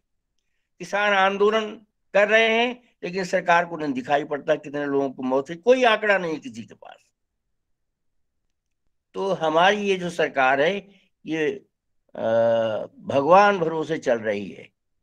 तो जो हमारी आजादी है, 74 सालों की जो आजादी है, इसमें इतने प्रकार के आंदोलन हुए हैं, लेकिन उन आंदोलनों को सही ढंग से न तो देखने की कोशिश की गई और न उनका हल निकालने की कोशिश की गई। हमारी संवेदनाएं, इसमें व्यंगकार ने ये बताने की कोशिश की है कि हमारी संवेदनाएं भी धीरे धीरे खत्म होती जा रही हैं, और संकट तो निरंतर आते जा रहे हैं। हमारे देश के नागरिकों में जितने जीने की इच्छा है, उस इच्छा के बाद, उस इच्छा के बाद, संकटों के बाद, और उस इच्छा जिज्ञासा के कारण वो जीवित हैं, वरना सरकार के द्वारा ऐसी कोई बहुत बड़ी पहल नहीं की जा रही है कि हमारे देश में जो समस्याएं हैं उनका निपटारा किया जाए, बल्कि सरकारें समस्याओं को बनाए रखना चाहती हैं ताकि उन्हें वोट मिलता रहे, ऐसा मैं मानता हूं। हाँ, उनका गर्जन तर्जन बहुत चलता रहता है, जैसे कि कोई संकट आने नहीं पाएगा, हम उसको ठीक ढंग से देख लेंगे। तो इस तरह की नारेबाजी सरकारों के द्वारा बहुत होती है, लेकिन हमारे देश की जो स्थिति है वो बहुत गंभीर बनी हुई है। चाहे वो आप कोरोना काल में हुई घटनाओं को आप देखें, या विकास की जितनी अवस्थाएं हैं उनको देखें, या हमारी डेमोक्रेसी को देखें, या हमारी आजादी को देखें, ये समूची चीजें हम बार बार देख रहे हैं और उनकी घोषणाएं सुन रहे हैं, लेकिन उन उद्घोषणाओं के बावजूद भी बहुत कुछ बनता हुआ हमें दिखाई नहीं पड़ रहा है। हम अभी भी प्रश्नवाचकों में जी रहे हैं। तो कुल मिलाकर यह व्यंग भी बहुत मुझे सार्थक लगा। हाँ, भाषा के मामले में थोड़ी सी इसमें मैं कमी मान सकता हूँ। और मित्रों, एक बात और व्यंग के संदर्भ में मैं कहना चाहता हूँ कि जो लोग भाषा से व्यंग बनाते, भाषा से व्यंग बनता नहीं है। जब तक आपको वास्तविकता का ज्ञान नहीं है, समय का ज्ञान नहीं है, आपको कहाँ खड़ा होना है, किसके साथ रहना है, इसका ज्ञान नहीं है, किसके साथ आप खड़े हैं, जब तक आपको इसका ज्ञान नहीं है, तो भाषा के माध्यम से मात्र व्यंग नहीं बन सकता है और न बनाया जा सकता है और न उसकी कोई उपयोगिता होगी। तो मुझे कुछ बातें कहनी थी। मुझे लगता है मैंने ज्यादा समय ले लिया है, लेकिन ये इस गोष्ठी में जो संगोष्ठी हुई, जो 8 निबंध मैंने सुने, तो मुझे लगा कि आज की जो व्यंग धारा की संगोष्ठी है उसमें अच्छे व्यंग हमारे सामने आए हैं।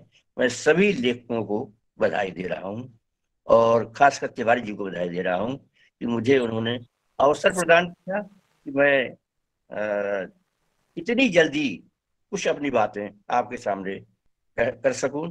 बहुत बहुत धन्यवाद। शुक्रिया, आभार आदरणीय प्रोफेसर सेवाराम त्रिपाठी, रीवा मध्य प्रदेश से। 1:30 बजे व्यंग देने के बावजूद ही इतनी विस्तृत समीक्षा आपने की सर, उसके लिए समूह आपके प्रति पुनः आभार प्रकट करता है। आपने एक बड़ी अच्छी दोनों व्यंग से निकालकर एक बात कही कि पूरे हिंदुस्तान को रोबोट बना दिया गया है। आज जितने भी व्यंग पढ़े गए, प्रोफेसर सेवाराम त्रिपाठी सर ने भी इंगित किया कि खत्म होती जो मानवीय संवेदनाएं हैं उन पर व्यंग्यकार या लेखक ने चर्चा की है, या उन विडंबना, उन विसंगतियों पर लेखक ने प्रहार किया है। तो प्रोफेसर सेवाराम त्रिपाठी सर, आपका आभार। परिचर्चा में अभी हमारे मध्य सृंजय जी उपस्थित हैं, वो बोल नहीं पाए हैं, लेकिन मैं उन्हें अनुरोध करूंगा अगर वो 1-2 शब्द बोलें, कुछ भी बोलें समूह में, पहली बार वो आए हैं। इस बीच हमारे आदरणीय प्रभात गोस्वामी जी का एक प्रश्न आया है जो मैं कुछ क्षण बाद मधु सर के सामने रखूंगा। उससे पहले मैं अनुरोध करूंगा कि ब्रजेश कानूनगो सर कुछ अपनी बात कहें। आज जो चर्चा हुई, जो 8 व्यंग रचनाओं पर जो विमर्श हुआ, या कोई और बात इससे इतर वो करना चाहें। श्री ब्रजेश कानूनगो। धन्यवाद साहब, सभी लोगों को एक minute sir, Brajesh sir 1 minute मैं रोक रहा हूँ, एक त्रुटि हो गई है। और जो सेवाराम त्रिपाठी सर ने जो रचना पढ़ी उसका नाम मैं बता नहीं पाया। अलका मैम, आपका शुक्रिया। सेवाराम सर ने जो रचनाएं पढ़ी, राजा का पराक्रम, उसके लेखक हैं अनूप मणि त्रिपाठी। और आई एम सॉरी जो दूसरी रचना थी, उसके लेखक हमारे समूह के राजशेखर चौबे जी। प्रभात गोस्वामी सर का इसके बाद हम सवाल लेंगे, उसके पहले आदरणीय ब्रजेश कानूनगो जी अपनी बात रखेंगे। धन्यवाद अभिजीत जी। नमस्कार तिवारी जी, सैनी जी और सारे मित्र, सबको नववर्ष की बधाई और शुभकामनाएं।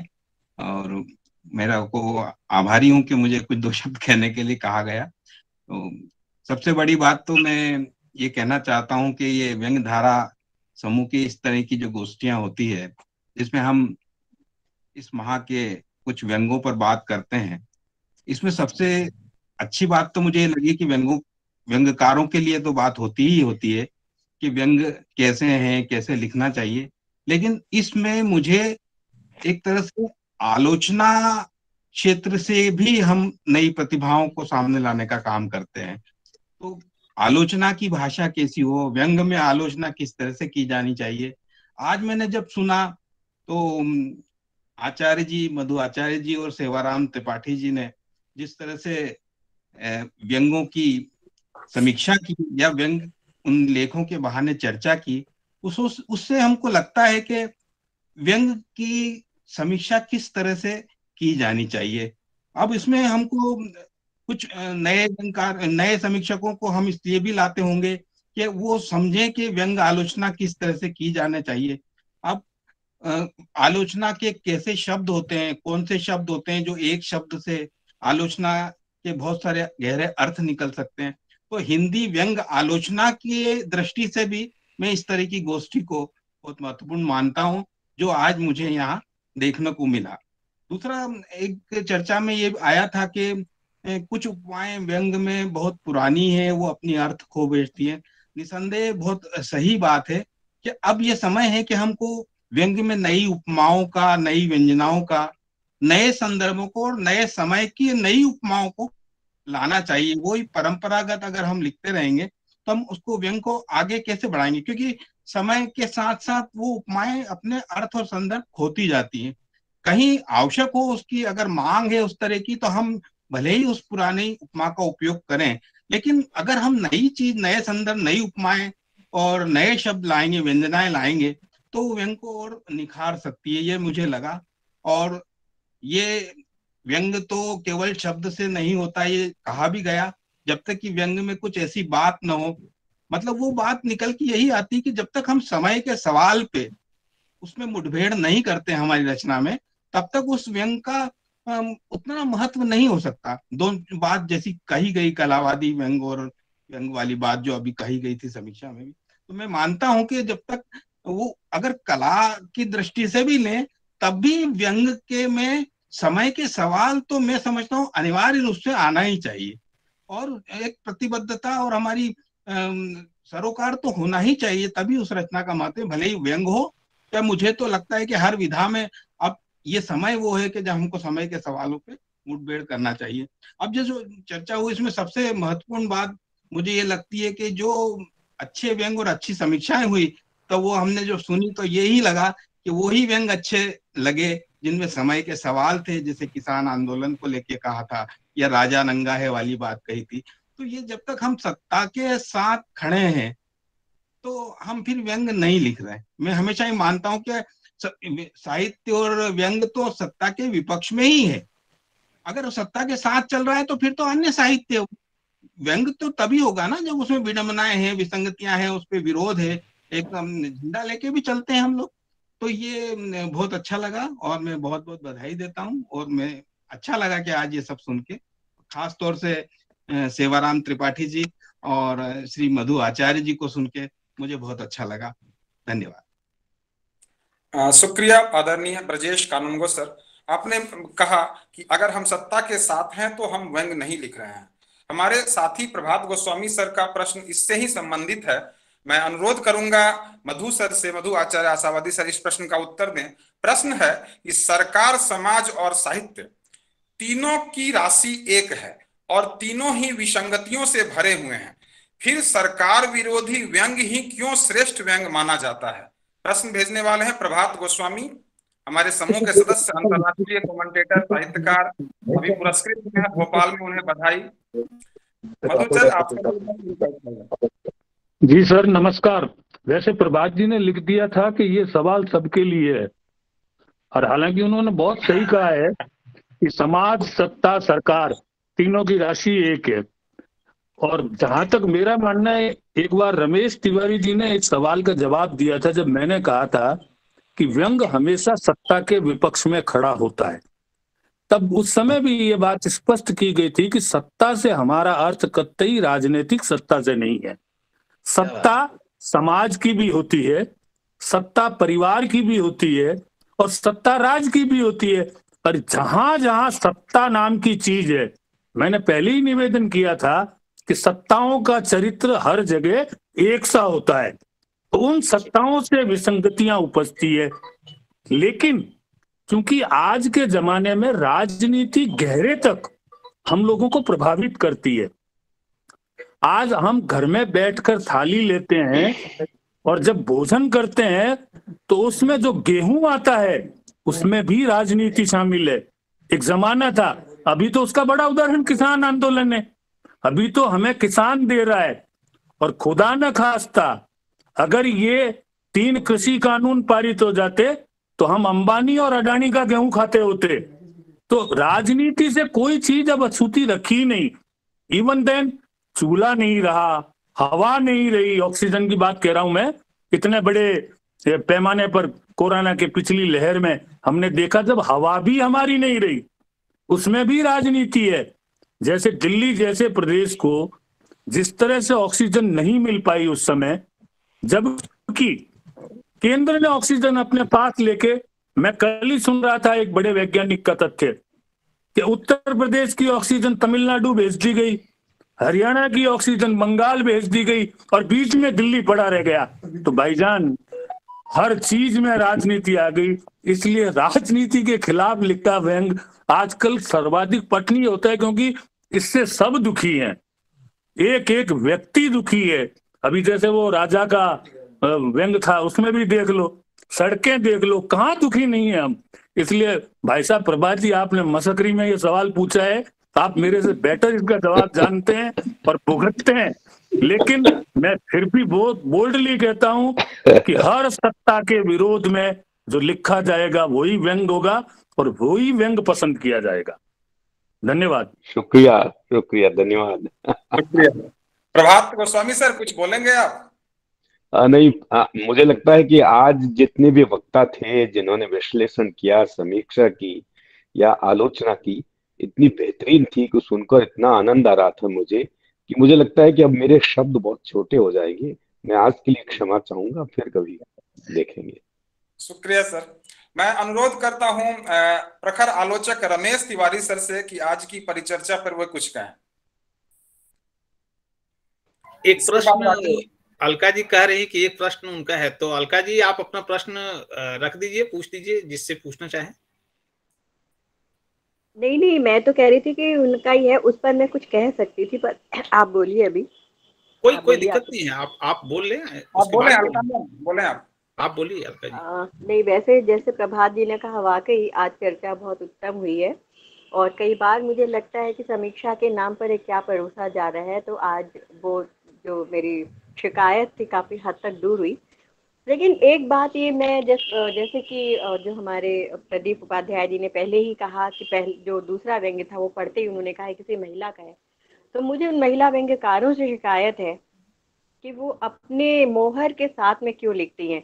मैं नहीं कहती कि मैं बहुत अच्छा, लेकिन आपको याद होगा पिछली बार जो मैंने आप लोगों की गोष्ठी में, हमारी आप लोगों की नहीं, हमारी व्यंग्यधारा की गोष्ठी में जो मैंने व्यंग्य पढ़ा था, नज़र बदलो नज़रिया बदलो, उसमें जो वक्ता जो व्यंग्य कह रहा था वो एक स्त्री नहीं कह रही थी, एक पुरुष कह रहा था। तो मुझे लगता है वाकई ये बहुत ज़्यादा, ये आज एक प्रश्न मेरे जहन में उठाया, मैं कुछ लिखना चाहूँगी कि क्यों महिलाओं के व्यंग्य तुरंत पहचान लिए जाते हैं। तो कहीं ना कहीं इसे बदलने की ज़रूरत है और ये व्यंग्यधारा ने आज इस बात को मतलब एक जहन में लेकर आए हैं। और जैसे मैं बिल्कुल आचार्य जी, मैं मानती हूँ सत्ता सबकी होती है। जैसे त्रिपाठी सर ने कहा, एक बात बहुत अच्छी कही कि समाज, परिवार, और देखिए सत्ता की शुरुआत परिवार से होती है, बिल्कुल। तो परिवार में जिस तरह की जो चीज़ें हो रही हैं कि वहाँ पर भी जो विसंगतियाँ हैं उस पर भी लिखने की ज़रूरत है। हम उसी व्यंग्य को इतना बड़ा क्यों मानते हैं कि वो किसान पर लिखा तो ही वाहवाही हो। कई बार बहुत अंडरटोन रहते हुए पारिवारिक विसंगतियों पर बहुत बड़ी बात कही जाती है। और आप देखिए परसाई जी ने या शरद जोशी जी ने, हम आसनसोल जा रहे हैं, मान लीजिए शरद जोशी जी का आप पढ़ते हैं, वहाँ कोई सत्ता नहीं है, लेकिन मतलब हास्य में भी बहुत कुछ कह जाते हैं। तो मुझे लगता है कि सिर्फ राजनीति के बजाय हमें इस तरह से चीज़ों को लाना चाहिए, जैसे कि आपने कहा समाज तीनों की राशि एक है, समाज, साहित्य, और मैं तो समाज, साहित्य, संस्कृति, सारी चीज़ें जो हैं वो सबके ही मूल में कहीं ना कहीं जो भी वक्र है उसे उक्ति बनाया जाए और व्यंग्य का विषय बनाया जाए। और जैसे कि हालांकि वो अनीता यादव जी के व्यंग्य में एक शुभचिंतक की बात थी, मैं आज मुझे याद आ गई, अगर इजाज़त दें तो मैं कहना चाहूँगी, एक शुभचिंतक थे, अब तो बेचारे नहीं रहे, तो वो महिलाओं के खास करके वो बात करने के लिए, तो उनने कहा कि आप क्या लिखती हैं, आप लोग क्या लिखते हैं, तो मैंने कहा बताइए, बोले सूर्यबाला जी क्या लिखती हैं, बेकार लिखती हैं। मैंने कहा अच्छा सूर्यबाला जी बेकार लिखती हैं, बहुत साल पहले की बात बता रही मैं आपको। तो मैंने कहा अच्छा आपने सूर्यबाला जी का लेखन कितना पढ़ा है, मैं उन आलोचकों की बात कर रही हूँ जो बिना पढ़े बात करते हैं। तो उनने कहा नहीं पढ़ा। तो मैंने कहा आपको कोई हक नहीं है कि आप उनकी रचना के ऊपर कुछ कहें, और यहाँ इस मंच से तो मैं नहीं बोलूँगी, उनको मैंने आगे के लिए हमेशा के लिए कैसे चुप किया। तो ऐसे लोग भी विषय होते हैं और बहुत बड़ा विषय होते हैं, क्योंकि ये जो है ये साहित्य के कचरे हैं और इन कचरों को हटाना व्यंग्यकारों का काम है। उसको हाँ ये बात जरूर है कि विषय वही होते हैं बहुत से, जैसे त्रिपाठी सर ने कहा हमारे आसपास विषय, लेकिन उसको आपका नजरिया किस नजरिए से उसको आप रख रहे हैं सामने, कैसे पुराने को नया बना रहे हैं, कैसे पुरानी बोतल में नई शराब, क्या ऐसा कुछ होता है ना, वो जो भी होता है तो वो कैसे कर रहे हैं, ये बहुत बहुत इम्पोर्टेंट है, क्योंकि जिंदगी वही है और बहुत सी चीजें वही हैं। तो ऐसा तो नहीं होगा कि नए व्यंग आसमान से टपकेंगे, नए विषय नहीं टपकेंगे, विषय वही होते हैं। पर बहुत अच्छा आज की चर्चा काफी रही। और एक बात, जो पहला व्यंग था मैं उसे ये मानती हूँ कि उसमें हास्य तो था ही नहीं, वो पूरा का पूरा करुणा की उपज है, अभी कितनी देर है। और उस व्यंग को मैं मानती हूँ कि जो संवेदना मर चुकी है, रिश्तों की, ह्यूमैनिटी की, मानवीय संवेदना जो मर चुकी है, उसके ऊपर इतने छोटे में इतना बड़ा व्यंग है, वो बहुत अच्छा व्यंग रहा। और पूरी तरह से भौतिकवादी आधुनिक जीवन की विडंबना को उभारता हुआ मुझे अचानक यशपाल की पर्दा कहानी याद आ गई, जब पर्दा एकाएक हटता है और वो सारी चीजें सामने आती। तो बस ये थोड़ी सी बातें मुझे कहनी थी। और कानूनगो जी, आज आप है ना सेना के अफसर जैसे लग रहे हैं। धन्यवाद जी, शुक्रिया जी। जी अब मैं अनुरोध करता हूँ आदरणीय रमेश तिवारी सर कुछ कहें। बहुत बहुत धन्यवाद अभिजीत जी। ये प्रदीप मिश्रा जी के विश्लेषण की सार्थकता है कि और कितनी देर है, रचना को जिस तरीके से उन्होंने विश्लेषित किया उसको सुनकर वही भाव मैं अनुभव किया जिसकी चर्चा अलका जी ने की है। बिल्कुल ठीक बात है। और जब हम इस तरीके से विश्लेषण करते हैं कि और कितनी देर है के माध्यम से, कितनी सुंदर बात उन्होंने कही कि जिसने अपने जीवन में जिन लोगों के लिए कभी जल्दी नहीं की थी, वही लोग उस व्यक्ति के लिए कह रहे थे कि और कितनी देर है। इसके पीछे का जो कि इसकी जो कश्मकश है और जो विसंगति और विडंबना है, वो बहुत खूबसूरती से या कहें कि बड़ा ही बीभत्स रूप को इस रचना में रमेश चंद्र शर्मा जी जिनकी रचना है वो, जिसका उल्लेख अभिजीत जी ने किया, कि उन्होंने उकेरा है। और ये बड़ा मतलब कारुणिक दृश्य है, निश्चित तौर पर वो कारुणिक दृश्य है। और प्रदीप जी ने जितना आराम से, जितने ठहराव के साथ इसका विश्लेषण किया, वो काबिले तारीफ था। और उनकी अपनी एक शैली है, हमने उसको सुना और उन्होंने बताया भी कि मैं कभी भी व्यंग्य को, किसी के भी लिखे व्यंग्य को नकारात्मक रूप से उसकी समीक्षा नहीं करना चाहता। तो वो उनका एक अपना तरीका है। निश्चित तौर पर उनकी जो समीक्षा थी वो मुझे अच्छी लगी, विशेषकर पहली वाली रचना की। और रचना जब बेहतर होती है तो समीक्षा बेहतर हो ही जाएगी। कभी कभी क्या होता है कि खराब रचना को भी समीक्षा के द्वारा बेहतर बताने की कोशिश होती है। और जब खराब रचना, जैसे अलंकार के लिए कहा जाता है कि अलंकार जो है वो असुंदर को सुंदर नहीं बना सकता है, सौंदर्य होगा तभी उसकी वृद्धि करा पाएगा। सौंदर्य की श्री वृद्धि कराएगा जो, वो उसको अलंकार यानी गहना कहा गया है। अलंकारोति इति अलंकारा। तो वो खूबसूरती हमें उनके विश्लेषण में और उस रचना में भी मौजूद है।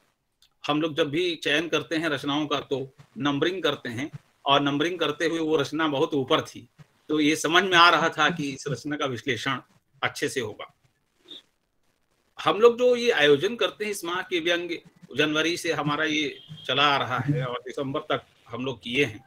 हम लोगों ने इसमें हमेशा रचनाओं का संकलन, और जैसे महीना शुरू होता है और हमारा रचनाओं का संकलन शुरू होता है, और उसके बाद रचनाओं पर 2, 3, 4 लोगों से बातचीत, और आखिर तक आते आते 2, 3, 4 लोगों को भी पता नहीं होता कि फाइनल कितनी हुई है। पता किसी एक को होता है, और जिसको पता होता है उसको बोलने नहीं दिया जाता है। क्यों?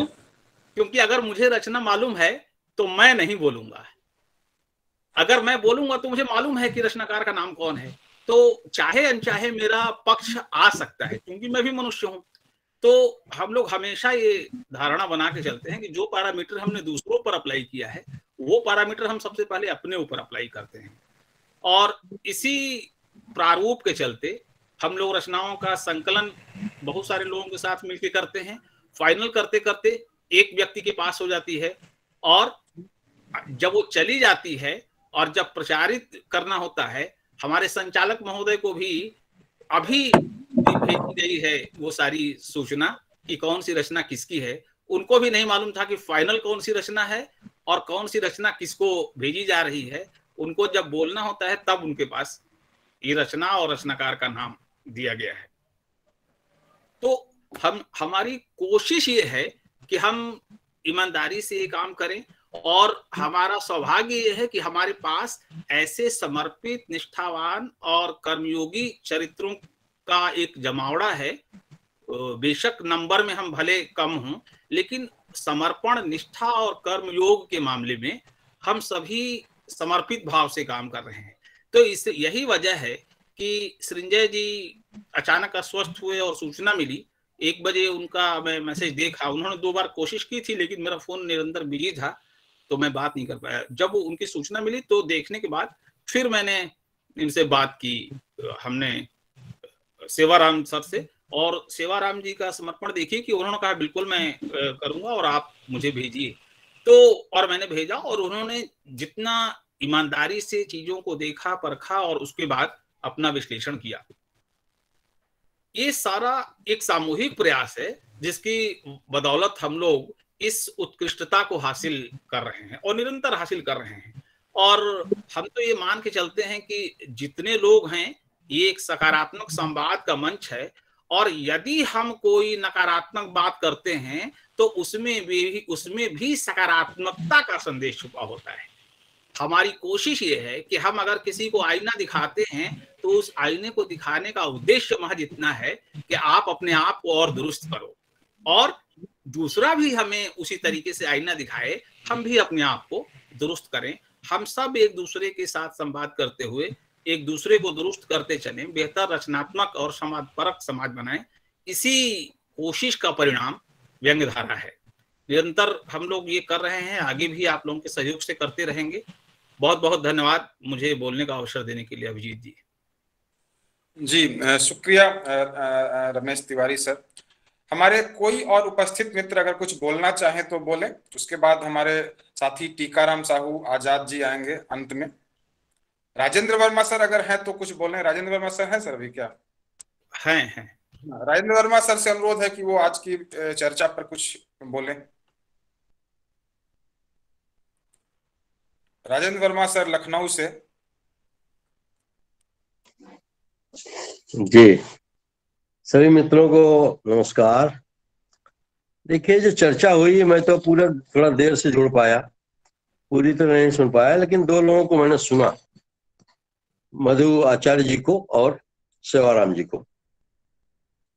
दोनों ने बहुत अच्छी जो एक समीक्षा के बिंदु हैं उनको उठाया है, और एक पक्ष रखा है कि एक समीक्षक का पक्ष, उसकी दृष्टि क्या होनी चाहिए एक व्यंग्य को देखने और समझने के लिए। और ये ठीक है कि व्यंग्य हमेशा सत्ता के खिलाफ ही खड़ा होगा, क्योंकि सत्ता अगर कोई अच्छा काम कर रही है, वो सत्ता कुछ भी हो, सत्ता से जो प्रायः अर्थ लगाते हैं राजनीतिक सत्ता से लगाते हैं, लेकिन सत्ता कई प्रकार की होती है, जैसा कि चर्चा में भी आया है, सामाजिक सत्ता है, धार्मिक सत्ता है, लेकिन केंद्र में राजनीतिक सत्ता तो रहती है। और राजनीति अब चूंकि सत्ता में प्रभावी है तो मनुष्य को प्रभावित करती है, समाज को प्रभावित करती है। और एक जैसा कि उसका साहित्य का काम क्या है, प्रेमचंद ने कहा था कि साहित्य जो है वो राजनीति के आगे चलने की चीज है। ये हम लोगों को एक समझने की जरूरत है कि साहित्य राजनीति के आगे की चलने की चीज है, जबकि व्यंग्यकार भी कभी कभी हम में से कुछ ऐसे लोग हैं जो राजनीति के पीछे चलने के पक्षधर हैं, और वही ये सवाल उठाते रहते हैं कि भाई सत्ता के खिलाफ लिखा जाए व्यंग्य की न लिखा जाए। पिछले सत्र में एक सवाल उठा था यही बात का कि सत्ता के खिलाफ, सत्ता के पक्ष में क्यों न लिखा जाए, कोई अगर अच्छी बात हो रही है तो। भाई मोटी बात है, अगर कोई अच्छी बात हो रही है तो व्यंग की परिधि में वो बात आएगी कैसे? व्यंग के तो परिधि में वही बात आएगी जिसमें कुछ गड़बड़ी है, जहाँ पे कुछ विडंबना है, जहाँ पे कोई विसंगति है, जिसमें सुधार की जरूरत है, चाहे वो सत्ता जिस प्रकार की सत्ता हो समाज की। और ये बात सही है कि जैसा कि अभी एक बात आई कि जो एक लेखन वाले संतोष त्रिवेदी जी के व्यंग के बारे में कहा कि भाषा बहुत अच्छी है, लेकिन सरोकार को उसमें खास नहीं दिख रहा है, विषय भी पुराना है। तो ये ठीक है कि जो सत्ता सीधे सीधे जैसे सत्ता जो घटना घटी, जैसे सड़क की वाले उसकी घटना घटी, वो सबको मालूम है, तो इसलिए वो बड़ा एक प्रासंगिक व्यंग है और पाठकों को और सुनने वालों को तुरंत खींच लेता है। और जो सामान्य विषय हैं, विसंगतियां हैं लेखन के क्षेत्र में, साहित्यिक क्षेत्र में और भी थोड़ी बहुत सामाजिक क्षेत्र में है, वो उतना ध्यान नहीं खींचती है। ये बात तो ठीक है, लेकिन अब हमें थोड़ा सतर्कता ये रखनी है व्यंगकारों को खास तौर से कि छोटे छोटे विषय हैं जो व्यंग के विषय हैं, लेकिन वो बहुत ज्यादा आकर्षित नहीं करते हैं राजनीतिक प्रसंगों के कारण। तो उसका सबसे अच्छा उपाय मुझे जो लगता है वो है कि प्रवृत्ति को केंद्र में रखा जाए। जो प्रवृत्ति है, चाहे वो राजनीति हो, समाज हो, धर्म हो, किसी भी प्रकार में व्यक्ति का जो इन्वॉल्वमेंट है, उसकी जो प्रवृत्ति उसके में जो होनी चाहिए और क्या वो कर रहा है, इस पर व्यंग किया जाए तो मैं समझता हूँ कि वो एक बहुत अच्छा एक व्यंग निकल के आएगा। और ठीक है, बाकी तो काफी बातें हो गई हैं और कार्यक्रम जो हो रहे हैं बहुत अच्छे हो रहे हैं, और व्यंग के सरोकार और सब बातें, वो व्यंगकार की जो चिंताएं हैं, उसका दायित्व क्या है, निकल के आ रहा है। और धीरे धीरे मैं समझता हूँ कि इधर जो व्यंग गोष्ठियां व्यंगधारा की हो रही हैं, उसमें लगातार ये बात इस पे जोर दिया जा रहा है कि भाई हमारा जो एक व्यंग में जो एक रंजना में जो वस्तु है वो उसका अर्थ किस प्रकार से उसको दे रही है, उसके भाव उसमें किस प्रकार के, उसका टोन क्या है, उसका इंटेंशन क्या है, जो एक क्रिटिसिज्म की जो एक मूल बातें होती हैं कि जैसे रिचर्ड की एक मान्यताएं हैं कि इसकी क्रिटिसिज्म की जो वेस्टर्न क्रिटिसिज्म की जो प्रैक्टिकल क्रिटिसिज्म है, उसकी एक मान्यता है कि सेंस है, फीलिंग है, टोन है, इंटेंशन है, ये चार चीजें कम से कम तो हैं ही, और ये इनके आधार पर हम देखते हैं। तो ये धीरे धीरे स्वरूप ले रहा है ये, और व्यंगधारा समूह की जो ये बैठकें हो रही हैं, इसमें चीजें आ रही हैं, और मैं समझता हूँ कि इसमें सभी व्यंगकार और जो है समीक्षक सभी इस लिहाज से काम कर रहे हैं, समझ रहे हैं, और हम एक अच्छी दिशा में आगे बढ़ रहे हैं। इन सबका श्रेय रमेश जी के, तिवारी जी को, रमेश सैनी जी को जा रहा है, और बहुत बढ़िया संचालन भी इधर मैं देख रहा हूँ, अभिजीत जी संचालन भी बढ़िया कर रहे हैं। तो ठीक है, सार्थक प्रश्न आए, बस ये है, उलझाने वाले प्रश्न या सतही प्रश्न आ जाते हैं, ये अच्छा नहीं लगता है कि इसे खिलवाड़ हो रहा है। तो प्रश्नकर्ता भी मैं चाहता हूँ कि थोड़ा गंभीर होकर के सवाल करें, जिससे कोई बात, कोई गुप्त उसमें एजेंडा अगर आ रहा है, छिपा हुआ है, गुप्त से मतलब कोई छिपा है, हिडन है, जो चीज आनी चाहिए नहीं आ पा रही है, वो जो है आ जाए, ये मैं थोड़ा चाहूंगा। बाकी ठीक चल रहा है, धन्यवाद। शुक्रिया राजेंद्र वर्मा सर। और अंत में सवाई माधोपुर राजस्थान से मैं अनुरोध करूंगा प्रभास शंकर उपाध्याय सर, अगर 2-3 मिनट में कुछ बोलना चाहें संक्षेप में। श्री प्रभास शंकर उपाध्याय। प्रभास शंकर जी अपना माइक ऑन करिए।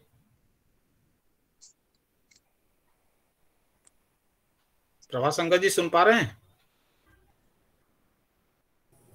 प्रभात शंकर जी हेलो, उज्जैन प्रवास पर हैं वो तो? हाँ, मैं यात्रा में से अभी लौटा हूँ। अच्छा, आ गए, पहुंच गए वापस? हाँ, मैं सुन तो लिया मैंने जी, लेकिन वो थोड़ी स्पष्ट आवाजें वगैरह नहीं होने से मैं आज क्षमा चाहूंगा। ये सुनी तो मैं सारी समीक्षा कहीं कटता रहा बीच में।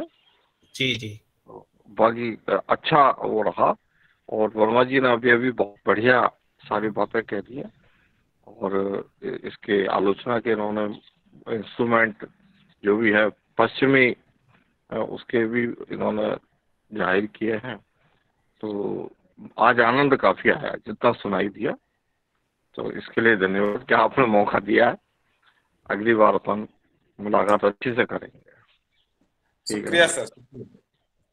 अरुण अर्णव खरे सर जुड़े हुए हैं। अरुण अर्णव खरे सर कुछ बोलेंगे संक्षेप में 2-3 मिनट में?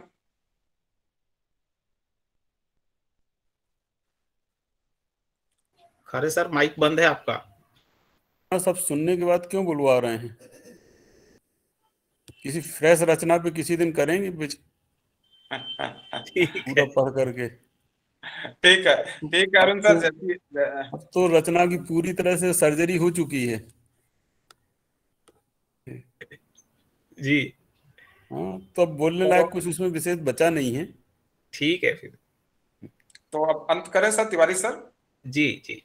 तो अब कार्यक्रम के आखिर में मैं अनुरोध करूंगा हमारे नागपुर से सहयोगी टीकाराम साहू आजाद जी का वो धन्यवाद ज्ञापित करें। हाँ नमस्कार सर, आवाज आ रही है?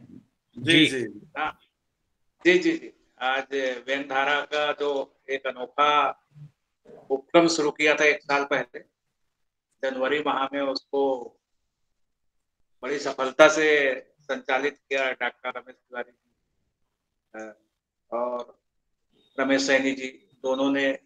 और इस बहाने हमें कई अतिथि वक्ताओं से भी परिचय हुआ और उनके विचारों से भी अवगत हुई। ये सबसे बड़ी खासियत रही इस कार्यक्रम की, इसके माध्यम से, क्योंकि रचना पाठ में तो रहते ही है हमारे जो नियमित साथी है, लेकिन इस चर्चा के माध्यम से हमें कई नई पहलू भी पता चले, व्यंग के कई बारीकियां पता चली। ये उपलब्धि कहूंगा मैं आज के चर्चा में जो हिस्सा दिया उन्होंने प्रदीप मिश्र जी, व्यग्र पांडे जी, मधु आचार्य आशावादी जी और प्रोफेसर सेवाराम त्रिपाठी जी, जो इन्होंने एंड टाइम पर बल्लेबाजी बहुत बेहतरीन।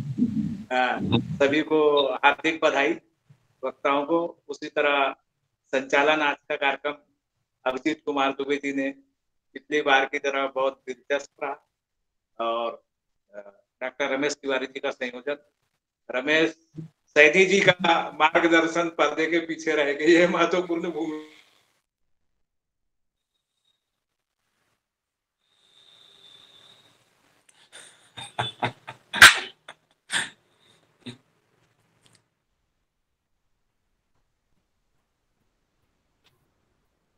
आवाज रुक गई क्या उनकी?